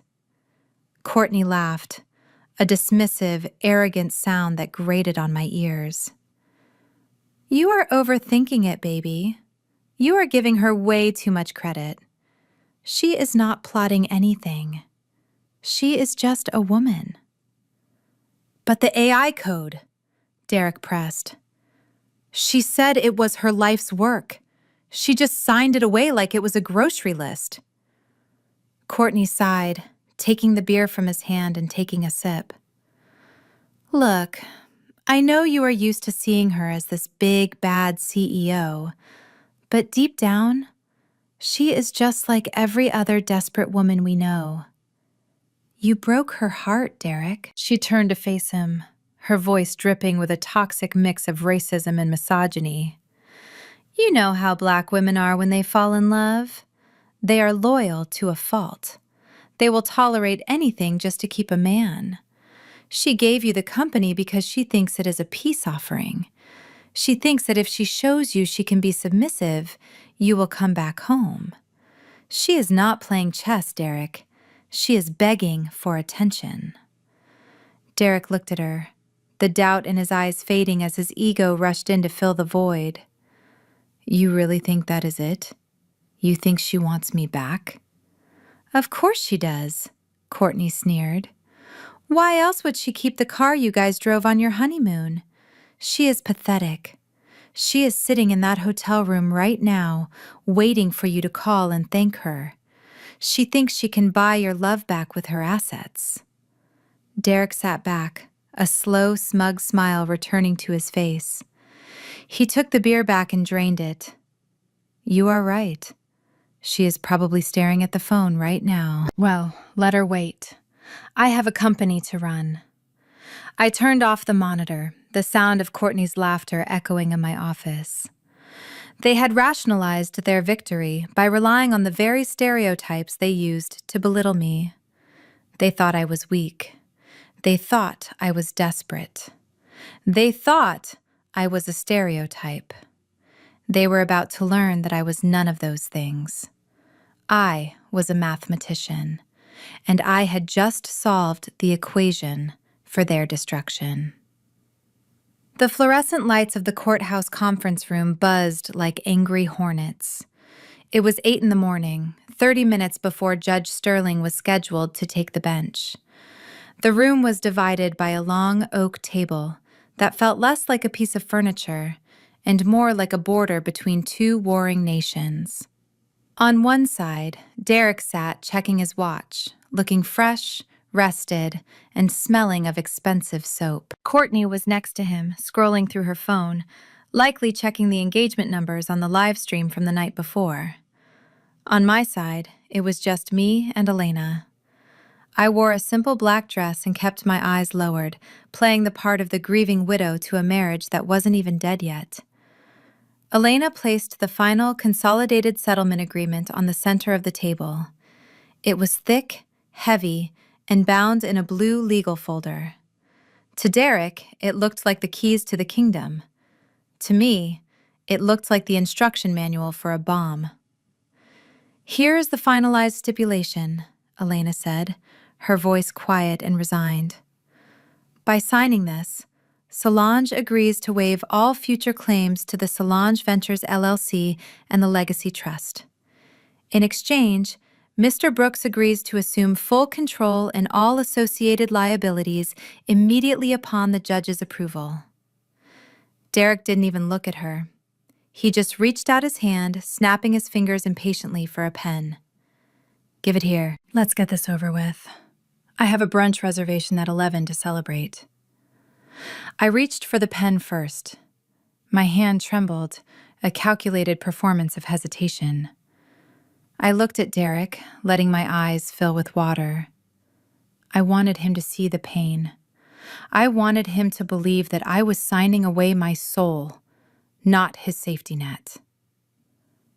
Derek, please, I whispered, my voice cracking. You don't know what you are doing. That trust, it is heavy. It requires so much work. Are you sure you don't want me to stay on as an advisor? Just for the transition? Courtney scoffed, slamming her phone down on the table. Oh my God, give it a rest, Solange. He doesn't need your help. He built that company in his head before you even typed a line of code. Stop trying to cling to him. It is pathetic. Just sign the paper and go cry in your Mercedes. Derek looked at me with cold, dead eyes. You heard her, Solange. I don't need an advisor. I need you to disappear. Sign it. I took a deep breath, letting the air shudder out of my lungs. I lowered the pen to the paper. I signed my name slowly, deliberately, pressing down hard so the ink bled slightly into the page. With every loop of my signature, I was severing the anchor that had weighed me down for years. I was transferring the chaos, the debts, and the headaches to the man who claimed he was the genius behind it all. I slid the folder to him. Derek didn't hesitate. He didn't read the first page. He didn't check the addendum. He just slashed his signature across the line with a flourish, like a celebrity signing an autograph. He capped the pen and tossed it onto the table, the plastic clattering loudly in the silence. Done, he declared, leaning back in his chair with a smug grin. Finally, The adults are in charge now. Elena pulled the document back, checking the signatures one last time. She closed the folder. Thank you, Mr. Brooks. We will present this to Judge Sterling in 20 minutes for ratification. Derek stood up, buttoning his suit jacket. He looked at me one last time, shaking his head. You look tired, Solange. You should get some rest. You are going to need your energy to look for a job. I watched him walk out of the room, Courtney trailing behind him like a loyal puppy. He thought he was walking toward a coronation. He didn't know he was walking toward an execution. I stood up, dry-eyed and calm. The performance was over. It was time for the reveal. The hotel room was quiet, the kind of heavy, pressurized silence that usually precedes a natural disaster. I sat at the small desk, the only light coming from a brass lamp I had pulled close to my work. In front of me lay a standard manila envelope. To the naked eye, it was a 10-cent piece of office stationery. To me, it was a tactical nuclear weapon.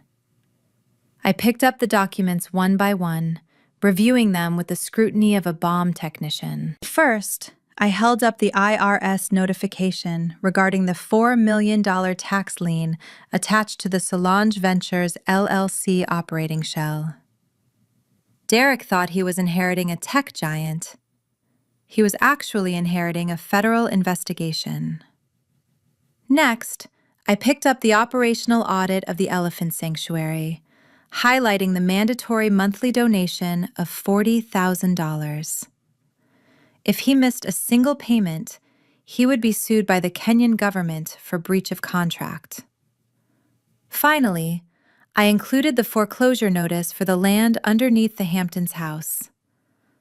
I slid the papers into the envelope, listening to the satisfying slide of paper against paper. I wasn't hiding anything. I was simply organizing the liabilities he had legally demanded to own. He wanted to be the boss. I was just giving him the paperwork that came with the job. I reached into my purse and pulled out a small, silver-framed photo of my grandmother. She was standing in front of her first office, wearing a hard hat and a smile that said she knew something you didn't. Nana always told me that men like Derek existed. She called them peacocks. All feathers, no flight. She had built the complicated debt structure into the legacy trust specifically for this moment. She knew that one day someone might try to take it from me, and she wanted to make sure that if they succeeded, they would choke on the prize.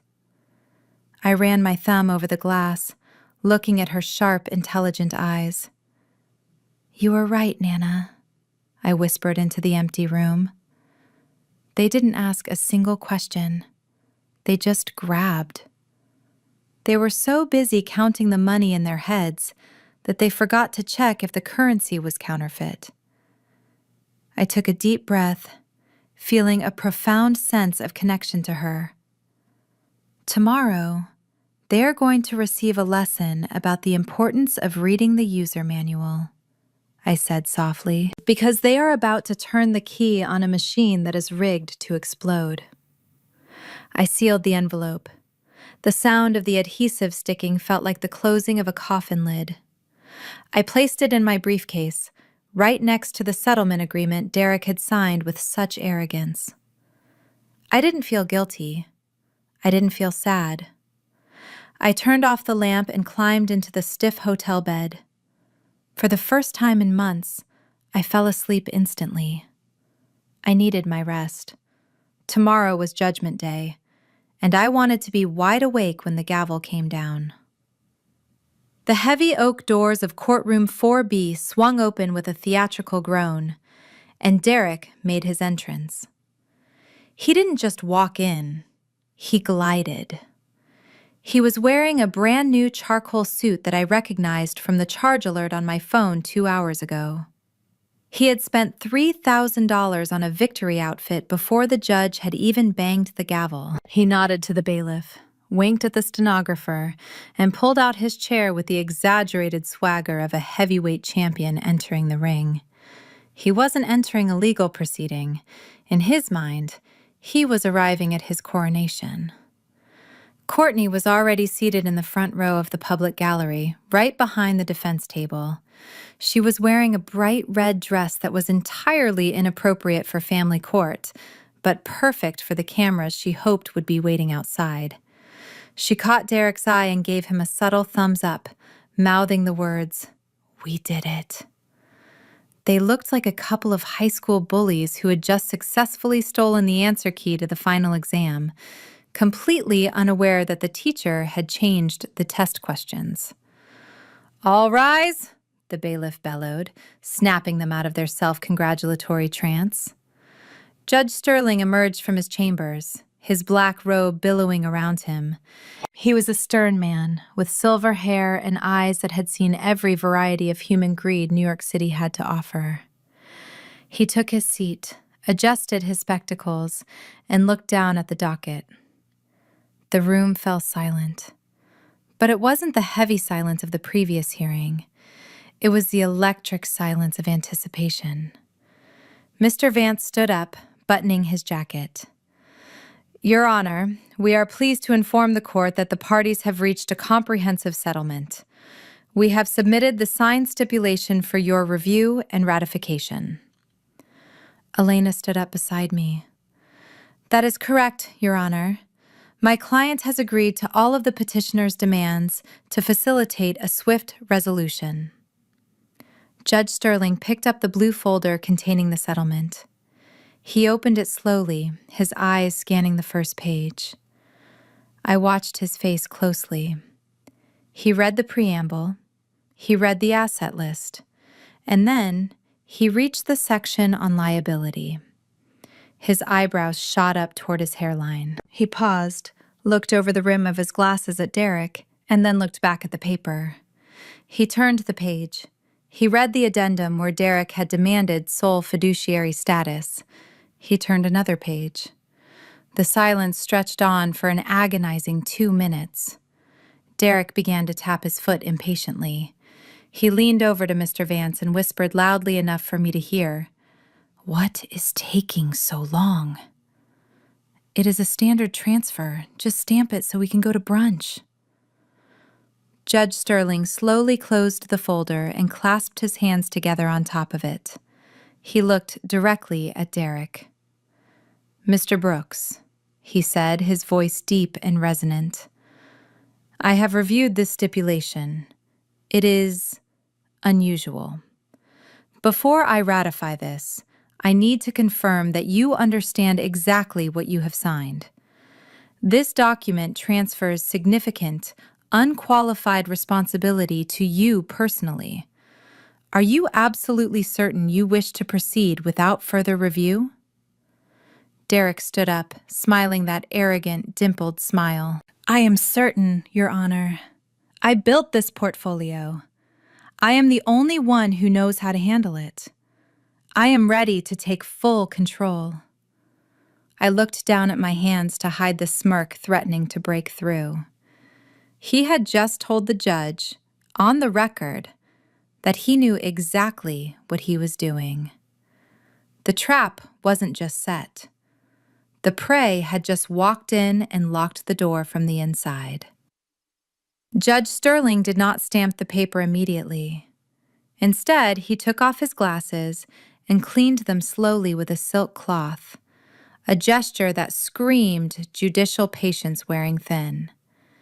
He looked at Derek not with admiration, but with the specific curiosity a scientist has for a bug that is about to fly into a zapper. The silence in the courtroom was absolute. Even the stenographer paused, her hands hovering over the keys, sensing that the standard script of a divorce settlement was about to go off the rails. "Mr. Brooks," the judge said, his voice filling the cavernous room, "I need to be absolutely clear for the record. You are petitioning this court to strip Ms. Brooks of all executive power regarding the Solange Ventures LLC and the Legacy Trust. You are also demanding that she be removed from any fiduciary liability, effectively transferring all historical and future financial obligations to yourself. Is that correct? Derek sighed loudly, shifting his weight from one foot to the other. He looked at Courtney, rolling his eyes as if the judge was a slow waiter who couldn't get the order right. Yes, Your Honor, Derek said, his tone bordering on disrespectful. That is correct. I have said it 3 times now. I want full control. Judge Sterling put his glasses back on. And you are asserting that this transfer is equitable because, according to your affidavit, you are the primary architect of these financial vehicles? You claim that without your expertise, these assets would not exist?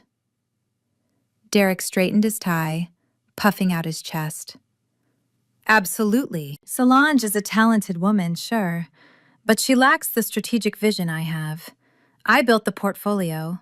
I managed the risk. It is only fair that I control the outcome. It is my hard work, Your Honor. I am just taking back what I created. I bit the inside of my cheek until I tasted blood. He was claiming credit for my grandmother's genius.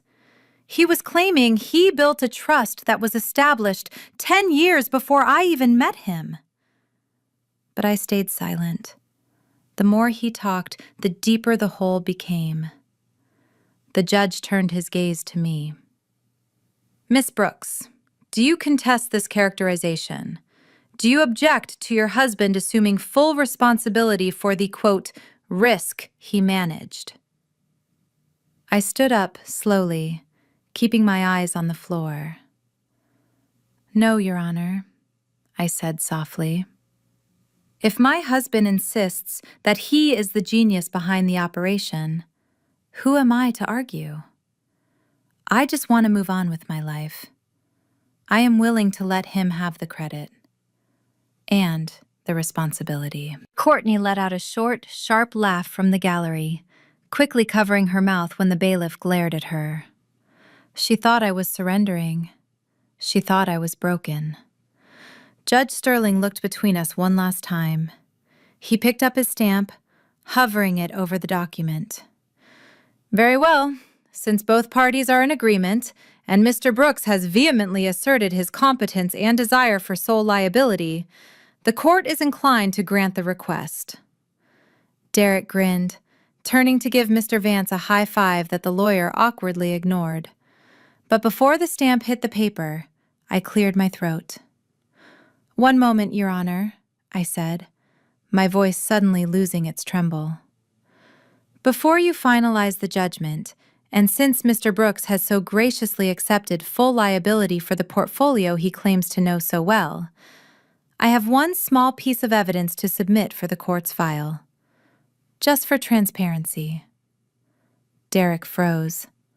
The smile didn't leave his face, but it stopped reaching his eyes. I reached into my briefcase and pulled out the manila envelope. It was time to show the architect the blueprints of the building he had just bought. The courtroom air was so still that the hum of the ventilation system sounded like a jet engine. I walked toward the bench, my heels clicking rhythmically on the parquet floor. I held the manila envelope with both hands, presenting it like a sacred offering. Mr. Vance, Derek's lawyer, looked at the packet with sudden suspicion. He started to half rise from his chair, sensing a trap, but Derek grabbed his arm and pulled him back down, whispering something aggressive about letting me embarrass myself.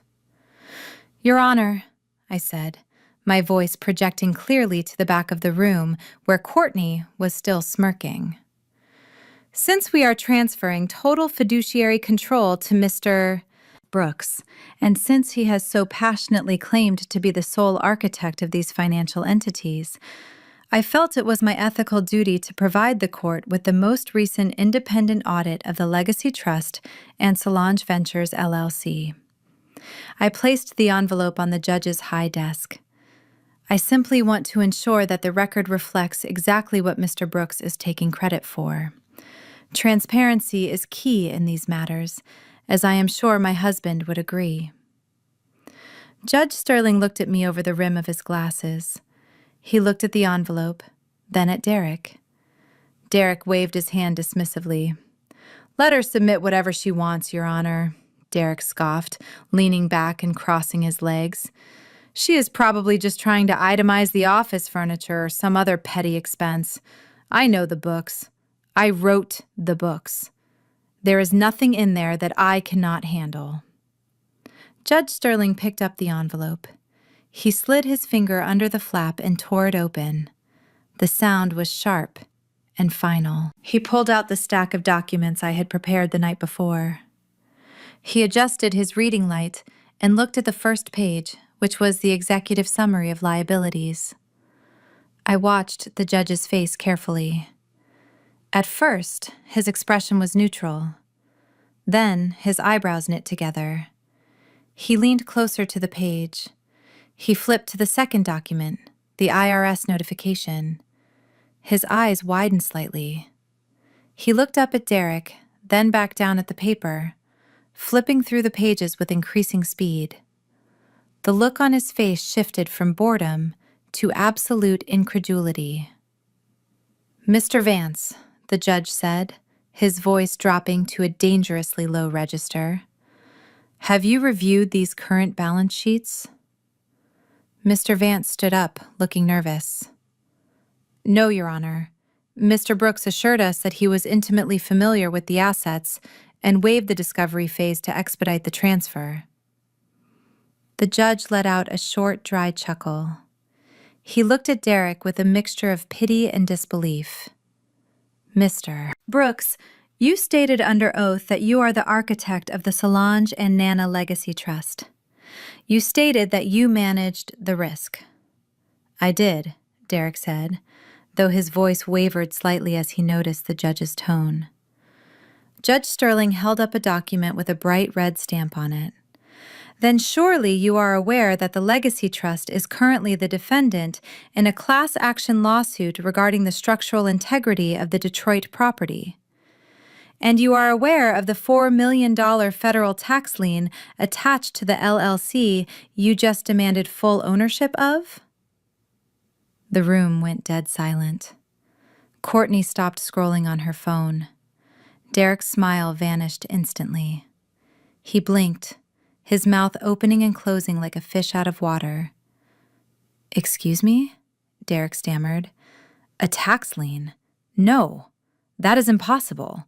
The company makes millions." The judge shook his head, looking at the papers again. "The holding company makes millions, Mr. Brooks. But you didn't ask for the holding company. You asked for the LLC. And according to this audit, the LLC is technically insolvent." I stood there, hands clasped in front of me, watching the blood drain from my husband's face. The trap hadn't just sprung. It had crushed him. And I hadn't said a word. I just let the paperwork do the screaming. Judge Sterling did not speak immediately after revealing the insolvency. Instead, he looked back down at the documents Solange had provided. The room was frozen in a state of suspended animation, waiting for the gavel to fall. But the gavel didn't move. The judge simply stared at the breakdown of the Elephant Sanctuary's operating costs and the grandfather clause regarding the Detroit building's asbestos removal requirements. At first, his brow furrowed deeply, creating a roadmap of confusion on his forehead. He squinted at the numbers, perhaps thinking he had misread a decimal point. Then, his eyes widened. They grew rounder and rounder, scanning down the page to the total liability column. He looked like a man who had just opened a puzzle box and found a live cobra inside. But then, the most terrifying thing happened. His shoulders began to shake. It started as a subtle vibration, rattling the silk of his robe. Then, a sound escaped his lips. It wasn't a cough. It wasn't a reprimand. It was a snort. A genuine, stifled snort of amusement. Judge Sterling clamped a hand over his mouth, trying to maintain the decorum of the court, but it was a losing battle. The sheer, unadulterated irony of the situation broke him. He let out a loud, booming laugh that echoed off the mahogany walls. It was the kind of laugh you hear at a comedy club, not a divorce hearing. The entire courtroom stared at him in stunned silence. The stenographer stopped typing, her hands hovering in the air. The bailiff looked uncomfortable, shifting his weight. Courtney looked around wildly, whispering loudly to Derek. Why is he laughing? Is he laughing at her? Did we win? Derek, however, looked furious. His narcissism couldn't process the idea that he was the punchline. He slammed his hand on the table, standing up. "Excuse me, Your Honor," Derek shouted, his face turning a blotchy red. "I fail to see what is so funny. My financial portfolio is a serious matter. If you are laughing at my wife's attempt to hide assets, I demand you hold her in contempt." Judge Sterling waved a hand at Derek, trying to catch his breath. He took off his glasses and wiped a tear of mirth from his eye.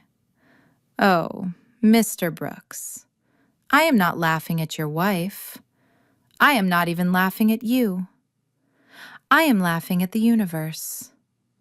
In 30 years on the bench, I have seen tragedy. I have seen malice. And I have seen incompetence. But never, in all my years, have I seen a man fight so aggressively for the privilege of drowning." The judge picked up the document labeled Exhibit D, the Kenya Conservation Pledge. He looked at Derek with a mixture of pity and delight. "Mr. Brooks, do you know what a recurring, non-revocable charitable obligation is?" he asked, his voice still trembling with suppressed laughter. Derek frowned. "I assume it is a tax write-off?" "Which I will handle expertly." The judge chuckled again, shaking his head. "Oh, it is a write-off, all right. It writes off $40,000 of your liquid cash every single month to feed elephants. And according to this contract, which you claim to have architected, if you miss a payment, the penalty is triple the outstanding amount." Mr. Vance, realizing the ship was sinking, lunged across the table. "Judge, may I see that document?" Judge Sterling slid the entire envelope toward the defense table. "Be my guest, counselor. Read it and weep. Literally." Solange stood perfectly still, her face a mask of calm. Inside, she was cheering, but outwardly, she just watched as Mr. Vance picked up the papers. She watched the color drain from his face as he realized that his client hadn't just won a company, he had won a financial death sentence. Judge Sterling wiped the final tear of laughter from his face, but the amusement in his eyes was quickly replaced by the sharp, clinical focus of an executioner reading a death warrant. He adjusted his glasses, picking up the document Derek had fought so hard to sign. The silence in the room was heavy, broken only by the sound of Courtney nervously tapping her acrylic nails against her phone screen. Derek remained standing, his face a mask of confusion that was slowly cracking into panic. "Let the record show," Judge Sterling began, his voice booming off the mahogany walls, "that the court is officially reading the liabilities attached to the assets Mr. Brooks has demanded."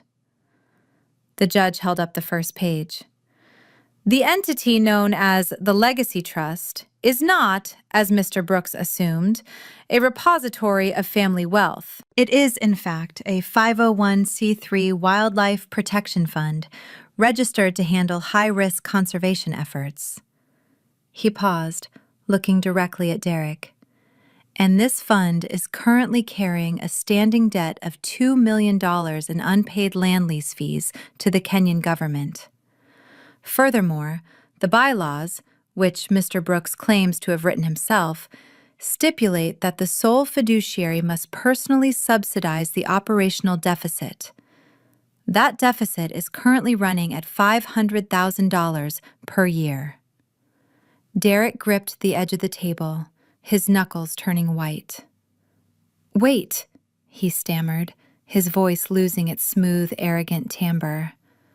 "That is a mistake. It is a trust. It has assets. It owns the land." "It owns nothing," the judge corrected him calmly. "It leases the land, and the lease is in arrears. You now personally owe the Kenyan government $2 million, Mr. Brooks.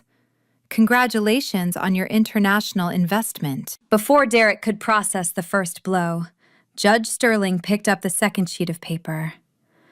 "And regarding the corporate entity," the judge continued, his tone merciless. "While Solange Ventures Global IP Holdings owns the revenue, the operating shell you demanded, which is listed here as the Brooks Investment Company for tax purposes, is legally structured as a debt-holding vehicle. It was created to absorb the losses from failed leveraged loans dating back to the 2008 financial crisis." The judge leaned forward, delivering the final strike. "This entity is currently carrying a solidified federal tax lien of $3 million. By assuming full fiduciary liability, you have just agreed to pay the Internal Revenue Service $3 million plus interest." Mr. Vance dropped his head into his hands. Courtney let out a small, strangled gasp. Derek looked as if he had been punched in the gut. He looked at me, his eyes wide with horror. "You did this," he whispered, pointing a shaking finger at me. "You set me up." I didn't say a word. I simply looked at the judge. "Mr. Brooks," the judge said, his voice cold and final. "You stood in my court 5 minutes ago and swore under oath that you were the architect of these funds. You swore you understood the risk. You swore you wanted sole liability. The court does not look kindly on men who claim credit for the rain and then complain when they get wet." The judge raised his gavel. The trap had snapped shut. The weight of $5 million in debt didn't just land on Derek's shoulders. It crushed him into the floorboards. And the best part was, he had signed his name to every single cent of it. Derek's face went from a flush of anger to a ghostly, sickly white in the span of a single heartbeat. The reality of the numbers the judge had just read out loud slammed into him like a freight train. $5 million. Not in assets, but in immediate, callable debt. He scrambled backward, his chair legs screeching against the floor, and knocked over a pitcher of water. The glass shattered, soaking the cuffs of his $3,000 suit, but he didn't even notice. "Objection!" Derek screamed, his voice cracking into a high-pitched squeal of panic. "I object! I didn't know about the liens! She hid them! She trapped me! I withdraw my signature. I want a do-over."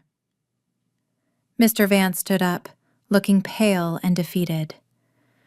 "Your Honor, my client moves to vacate the stipulation on the grounds of—" "On the grounds of what, Counselor?"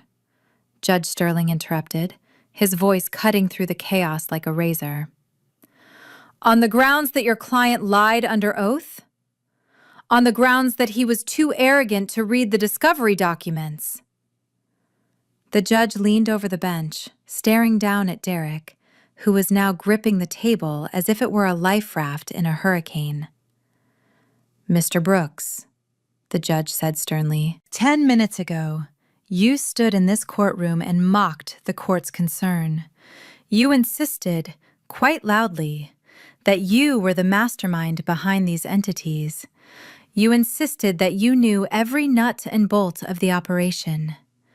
You cannot claim to be the genius architect when you think there is profit, and then claim to be the ignorant victim when you find out there is debt. But I didn't know, Derek pleaded, looking wildly at Courtney for support. She was shrinking back in her seat, clutching her purse, looking at him with dawn of realization that her meal ticket had just bounced. You signed the document, Mr. Brooks, the judge said, pointing the gavel at him. You signed the waiver of discovery. You signed the assumption of full fiduciary liability. You specifically requested that your wife be indemnified against all future claims. You built this cage, walked inside, and locked the door. Do not ask this court to give you the key just because you don't like the view. The judge straightened up, adjusting his robe. He picked up the settlement agreement, the one Derek had signed with such a flourish only 20 minutes ago. He raised the heavy wooden gavel. The court finds the settlement agreement to be valid, voluntary, and binding, Judge Sterling declared. The transfer of assets and liabilities is effective immediately. Ms. Brooks is hereby released from all financial obligations regarding the Legacy Trust and the Brooks Investment Company. The gavel came down with a thunderous crack that echoed through the room. It sounded like the snapping of a spine. Congratulations, Mr. Brooks, the judge said, his voice dripping with dry irony. You finally got exactly what you wanted. You are the sole owner of the family empire. I suggest you call the IRS immediately. They are very eager to meet the new management. Derek collapsed into his chair, burying his head in his hands. Courtney stood up and practically ran out of the courtroom, leaving him alone in the wreckage. I looked at my ex-husband one last time. He wasn't the powerful patriarch he pretended to be. He was just a man drowning in a sea of red ink. I picked up my purse, turned my back on the chaos, and walked out the door. The air outside had never smelled so sweet. The sharp crack of skin against skin echoed through the marble atrium of the courthouse, instantly silencing the murmurs of the exiting crowd. I paused at the top of the staircase, hidden in the shadow of a limestone pillar, and watched the scene unfold below with a cold, detached satisfaction. Courtney's hand had just connected with Derek's cheek, leaving a rapidly reddening imprint on his pale skin. It was not a theatrical gesture. It was a blow born of pure, unadulterated panic. "You idiot!" she screeched, her face contorted into a mask of ugly rage that ruined her carefully applied makeup. "You told me this was a sure thing! You said we would walk away with millions, and now look at us. You dragged me into this pit of debt for nothing." Derek stumbled back, clutching his face, his eyes wide with shock that quickly morphed into fury. He no longer looked like the arrogant golden boy who had sneered at me across the dinner table for years. He looked like a cornered animal. "Me? You are the one who pushed for the lawsuit, Courtney. You are the one who said she was weak, that she would fold the moment we applied pressure. I wanted to settle months ago, but no, you had to have it all." He jabbed a finger at her chest, his voice rising to a shout that drew the attention of security guards near the metal detectors. "I put up the house for the legal fees because you promised that we would get the inheritance. Now we have nothing. Do you hear me? Less than nothing." The veneer of their perfect power couple dynamic shattered right there on the polished floor. Courtney looked around wildly, realizing people were filming, realizing her social standing was incinerating in real time. "I did not lose the money, Derek. Your incompetence did. You and your cheap lawyers. You fix this right now, or I swear I will take whatever is left and leave you to rot."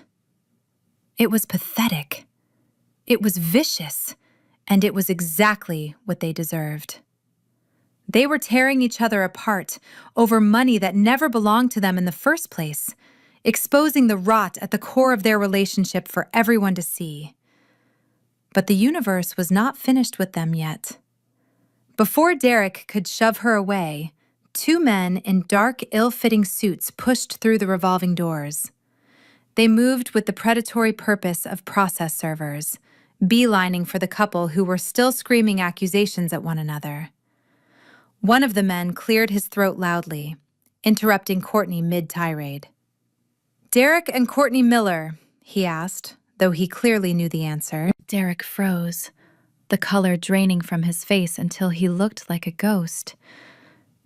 "Yes," he whispered.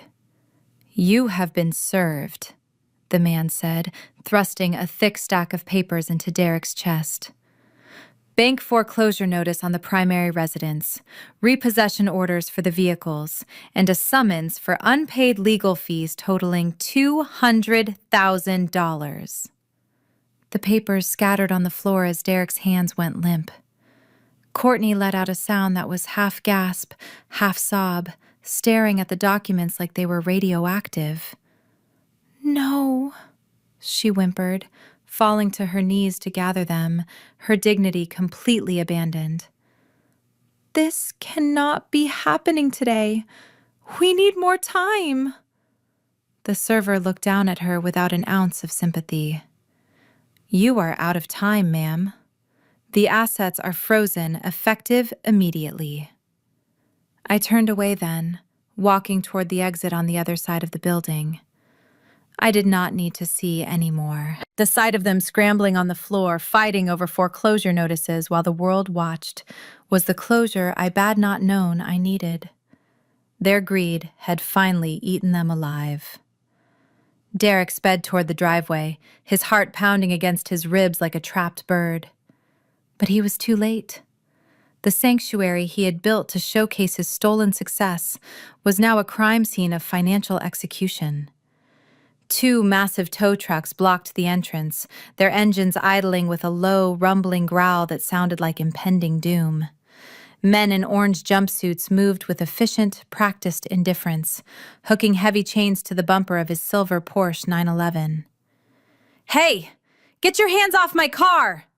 Derek screamed, scrambling out of the taxi, having realized moments ago that his rideshare account had been suspended mid-trip. He lunged toward the lead driver, a burly man who looked like he had seen 1,000 desperate men just like Derek. "That is my property! Do you have any idea who I am?" The driver did not even blink. He simply held up a clipboard with a laminate sheet on top. "Bank repossession order, Mr. Miller. Your assets have been flagged for immediate liquidation following the court judgment. Step back, or I will have to call the police." "Liquidation? That takes months." Derek spat, his face flushing a deep, unhealthy red. He fumbled for his phone, his fingers shaking so badly he nearly dropped it. "I will transfer the funds right now. I will pay the arrears. Just unhook the car." He tapped the banking app icon, desperate to prove them wrong, desperate to show he still had power. The screen loaded for a torture-filled second before flashing a stark, gray notification. "Account frozen. Contact your branch immediately. Code insolvency." He stared at the screen, the breath leaving his lungs in a hollow wheeze. He tried his credit card app. Declined.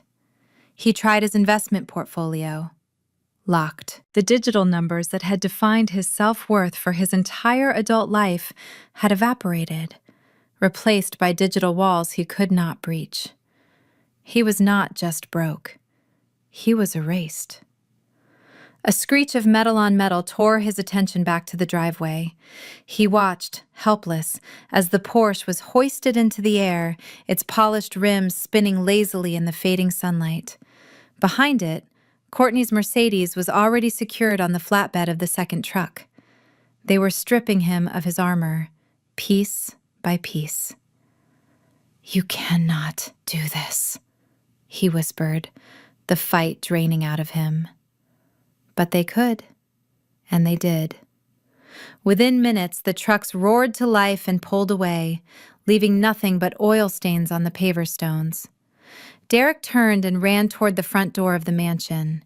If he could just get inside, lock the doors, and pour a drink, maybe he could think. Maybe he could find a loophole. He jammed his thumb against the biometric scanner. A harsh red light blinked 3 times. Access denied. He punched in the passcode. Invalid entry. The smart home system, which he had once bragged was state-of-the-art, had been updated by the bank's remote administrators. He was locked out. He pounded his fists against the solid oak door until his knuckles bruised, screaming at the empty house that no longer recognized him as its master. Exhausted, he slid down the doorframe, collapsing onto the cold welcome mat. The sun began to set, casting long shadows across the manicured lawn he could no longer pay to maintain. He patted his pockets and realized with a jolt of cold terror that his wallet was inside on the kitchen counter. He had no cash, no cards, no car, no home. I watched from the park across the street, shielded by the oversized sunglasses I had bought with my own hard-earned money. Seeing him there, curled up on the porch like a discarded wrapper, I expected to feel pity. But all I felt was the cool, refreshing breeze of balance being restored. The king had not just lost his crown, he had lost the very ground he stood on. The nightmare for the Miller family did not stop at the gates of the seized mansion. Across town, inside the pristine, lavender-scented sanctuary of La Belle Spa, Courtney was clinging to her last shred of status. She was in the middle of berating a receptionist for a smudge on the glass counter, projecting all her terror and rage onto the terrified girl. This spa was her kingdom, the one place where she could still pretend to be the untouchable queen bee, distinct from the financial ruin consuming her husband. But that illusion shattered the moment the front doors were pushed open with authoritative force. It was not a wealthy client coming in for a facial. 4 officers from the Economic Crimes Unit, accompanied by 2 grim-faced forensic accountants, stepped into the lobby. The sudden intrusion sucked the air out of the room. Clients in plush robes sat up in their chairs, sensing the shift in the atmosphere. Courtney Miller, the lead detective, announced.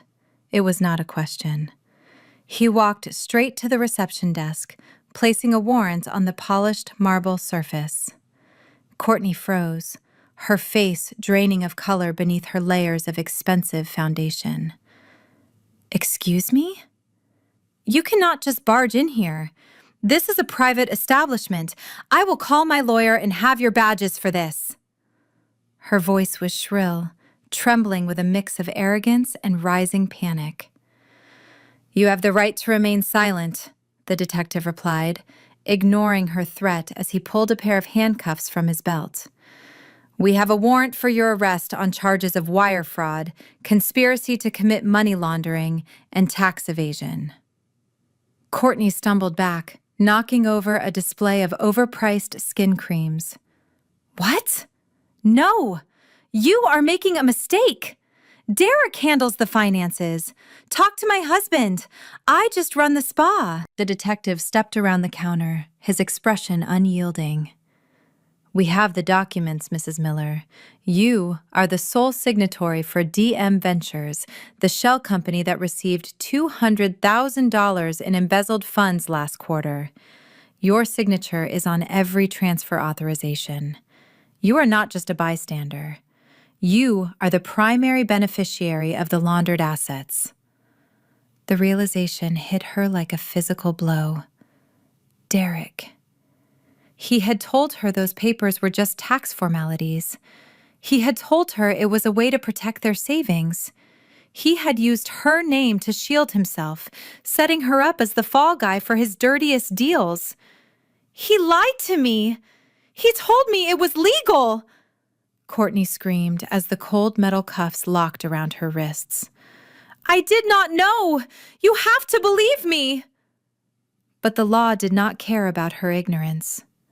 2 female officers escorted her out, parading her past the very employees and clients she had looked down upon for years. Phones were already out, recording the downfall of the woman who had once sneered at anyone driving a car older than 2 years. Outside, I watched from the safety of a parked car across the street. I saw Courtney shoved into the back of a police cruiser, her head bowed in shame, her empire dissolving in real time. Behind her, agents were already taping notices to the windows of the spa. Cease and desist. Property seized by federal authorities. The lights inside LaBelle Spa were turned off one by one, leaving the building dark and hollow. Courtney had wanted the lifestyle without the work, the glory without the integrity. Now, she had exactly what she had earned. Nothing. The private elevator opened directly into the living room with a soft, expensive chime that sounded like the closing note of a symphony. I stepped out onto the heated marble floors of the penthouse, the silence of the room wrapping around me like a velvet cloak. Below, through the floor-to-ceiling glass walls, the city was a sprawling grid of golden lights, moving and breathing in the chaotic rhythm I had finally risen above. I walked to the kitchen island and poured a glass of vintage Cabernet. The deep red liquid swirled against the crystal, catching the reflection of the document sitting alone on the countertop. It was a single sheet of paper, but it carried the weight of a war that had spanned years. The bank's liquidation sale had been swift and brutal. Derek's assets were stripped and sold off to the highest bidder to cover his insurmountable debts. And among those assets was the intellectual property he had stolen from me.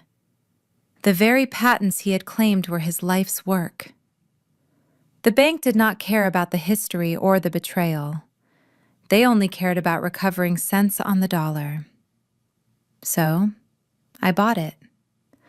I bought back my own genius, my own hard work, and my own legacy for a price so low it was almost insulting. Derek had destroyed his life trying to keep this technology from me, and in the end, his failure handed it to me on a silver platter.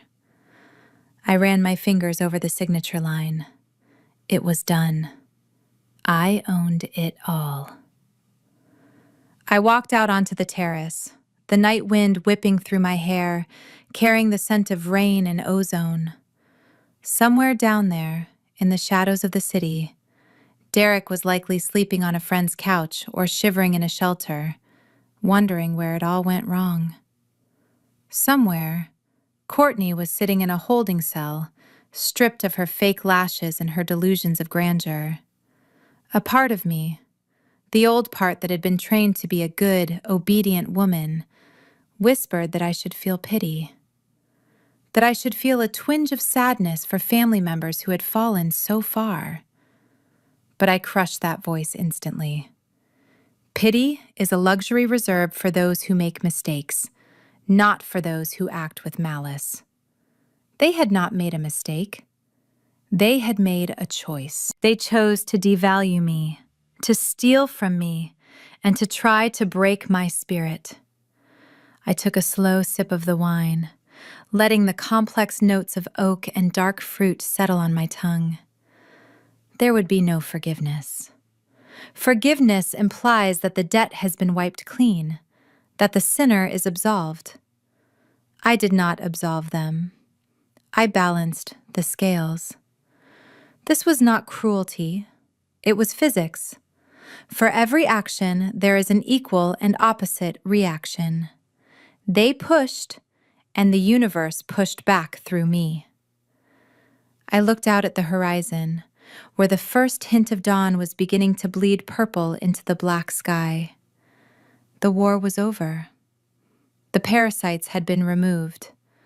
My life was finally, completely, and irrevocably my own.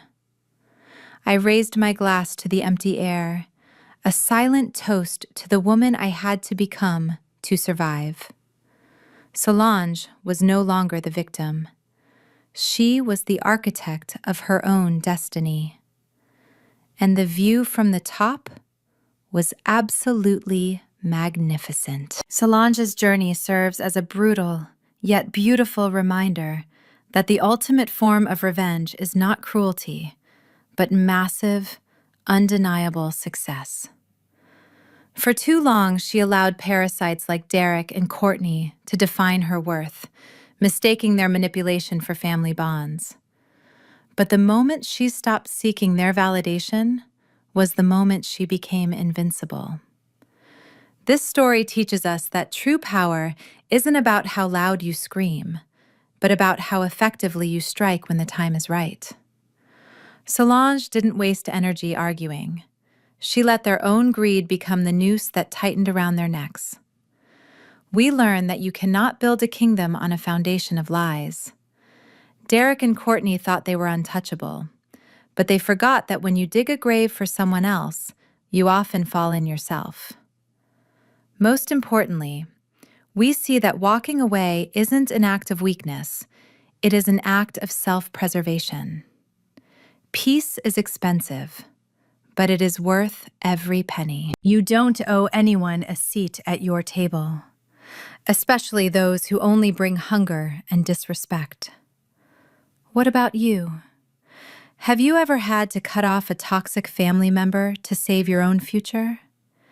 Share your story in the comments below. I read every single one. If you believe in karma, hit that like button and subscribe for more stories of justice served cold.